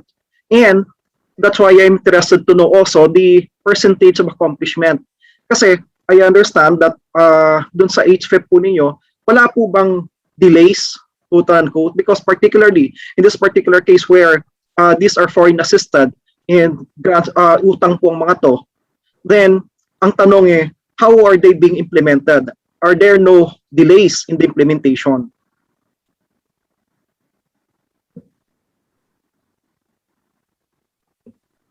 Mr. Chairman, kindly recognize Director Gorgolon of HFAP. Okay. Director Gorgolon, you're recognized. Yeah, thank you, Mr. Chair. Good afternoon, everyone. Yeah, as far as the civil works for both the Asian Development Bank and World Bank, they are on track. So for civil works, particularly for World Bank, especially for our NCR hospitals, ongoing implementation for 14 hospitals. And we are also now on the issuances of notice to proceed to start with our other hospitals aside from NCR. That includes hospitals in Luzon, Visayas, and Mindanao. And also this World Bank isolation facilities covers also selected LGU hospitals under UHC side. So on track po yung ating implementation. With regards equipment, lahat po ng procurement ng mechanical ventilator, yung ating infusion pumps, yung ating portable x-ray, both from World Bank and ADB are now being used by these hospitals. So lahat po ng recipients ng hospital is now using this for COVID response. Thank you very much. Over to you, Mr. Chair. Thank you, Director. Thank you very much, Mr. Chair. Thank you very much for the particular assurance by the Department of Health that everything is on track. Although, I'll be honest with you, Mr. Chair, iba po yung nakarating naman po sa atin with all the delays that some people are pointing out doon sa ini-implement po ng Department of Health when it comes to implementation of the HFEP. So I'm receiving mixed signals. So perhaps I would just request as a manifestation, Mr. Chair, kung ano po yung status po ng implementation po nila. Just a list will suffice, Mr. Chair, as well as the status of the implementation of these programs and projects being implemented by the HFEP, Mr. Chair, Mr. Secretary. Thank you. Thank you, Representative Ron Salo. Secretary Duque and the members of Congress, we'll take a short break. 30 minutes from 1 p.m. to 1:30.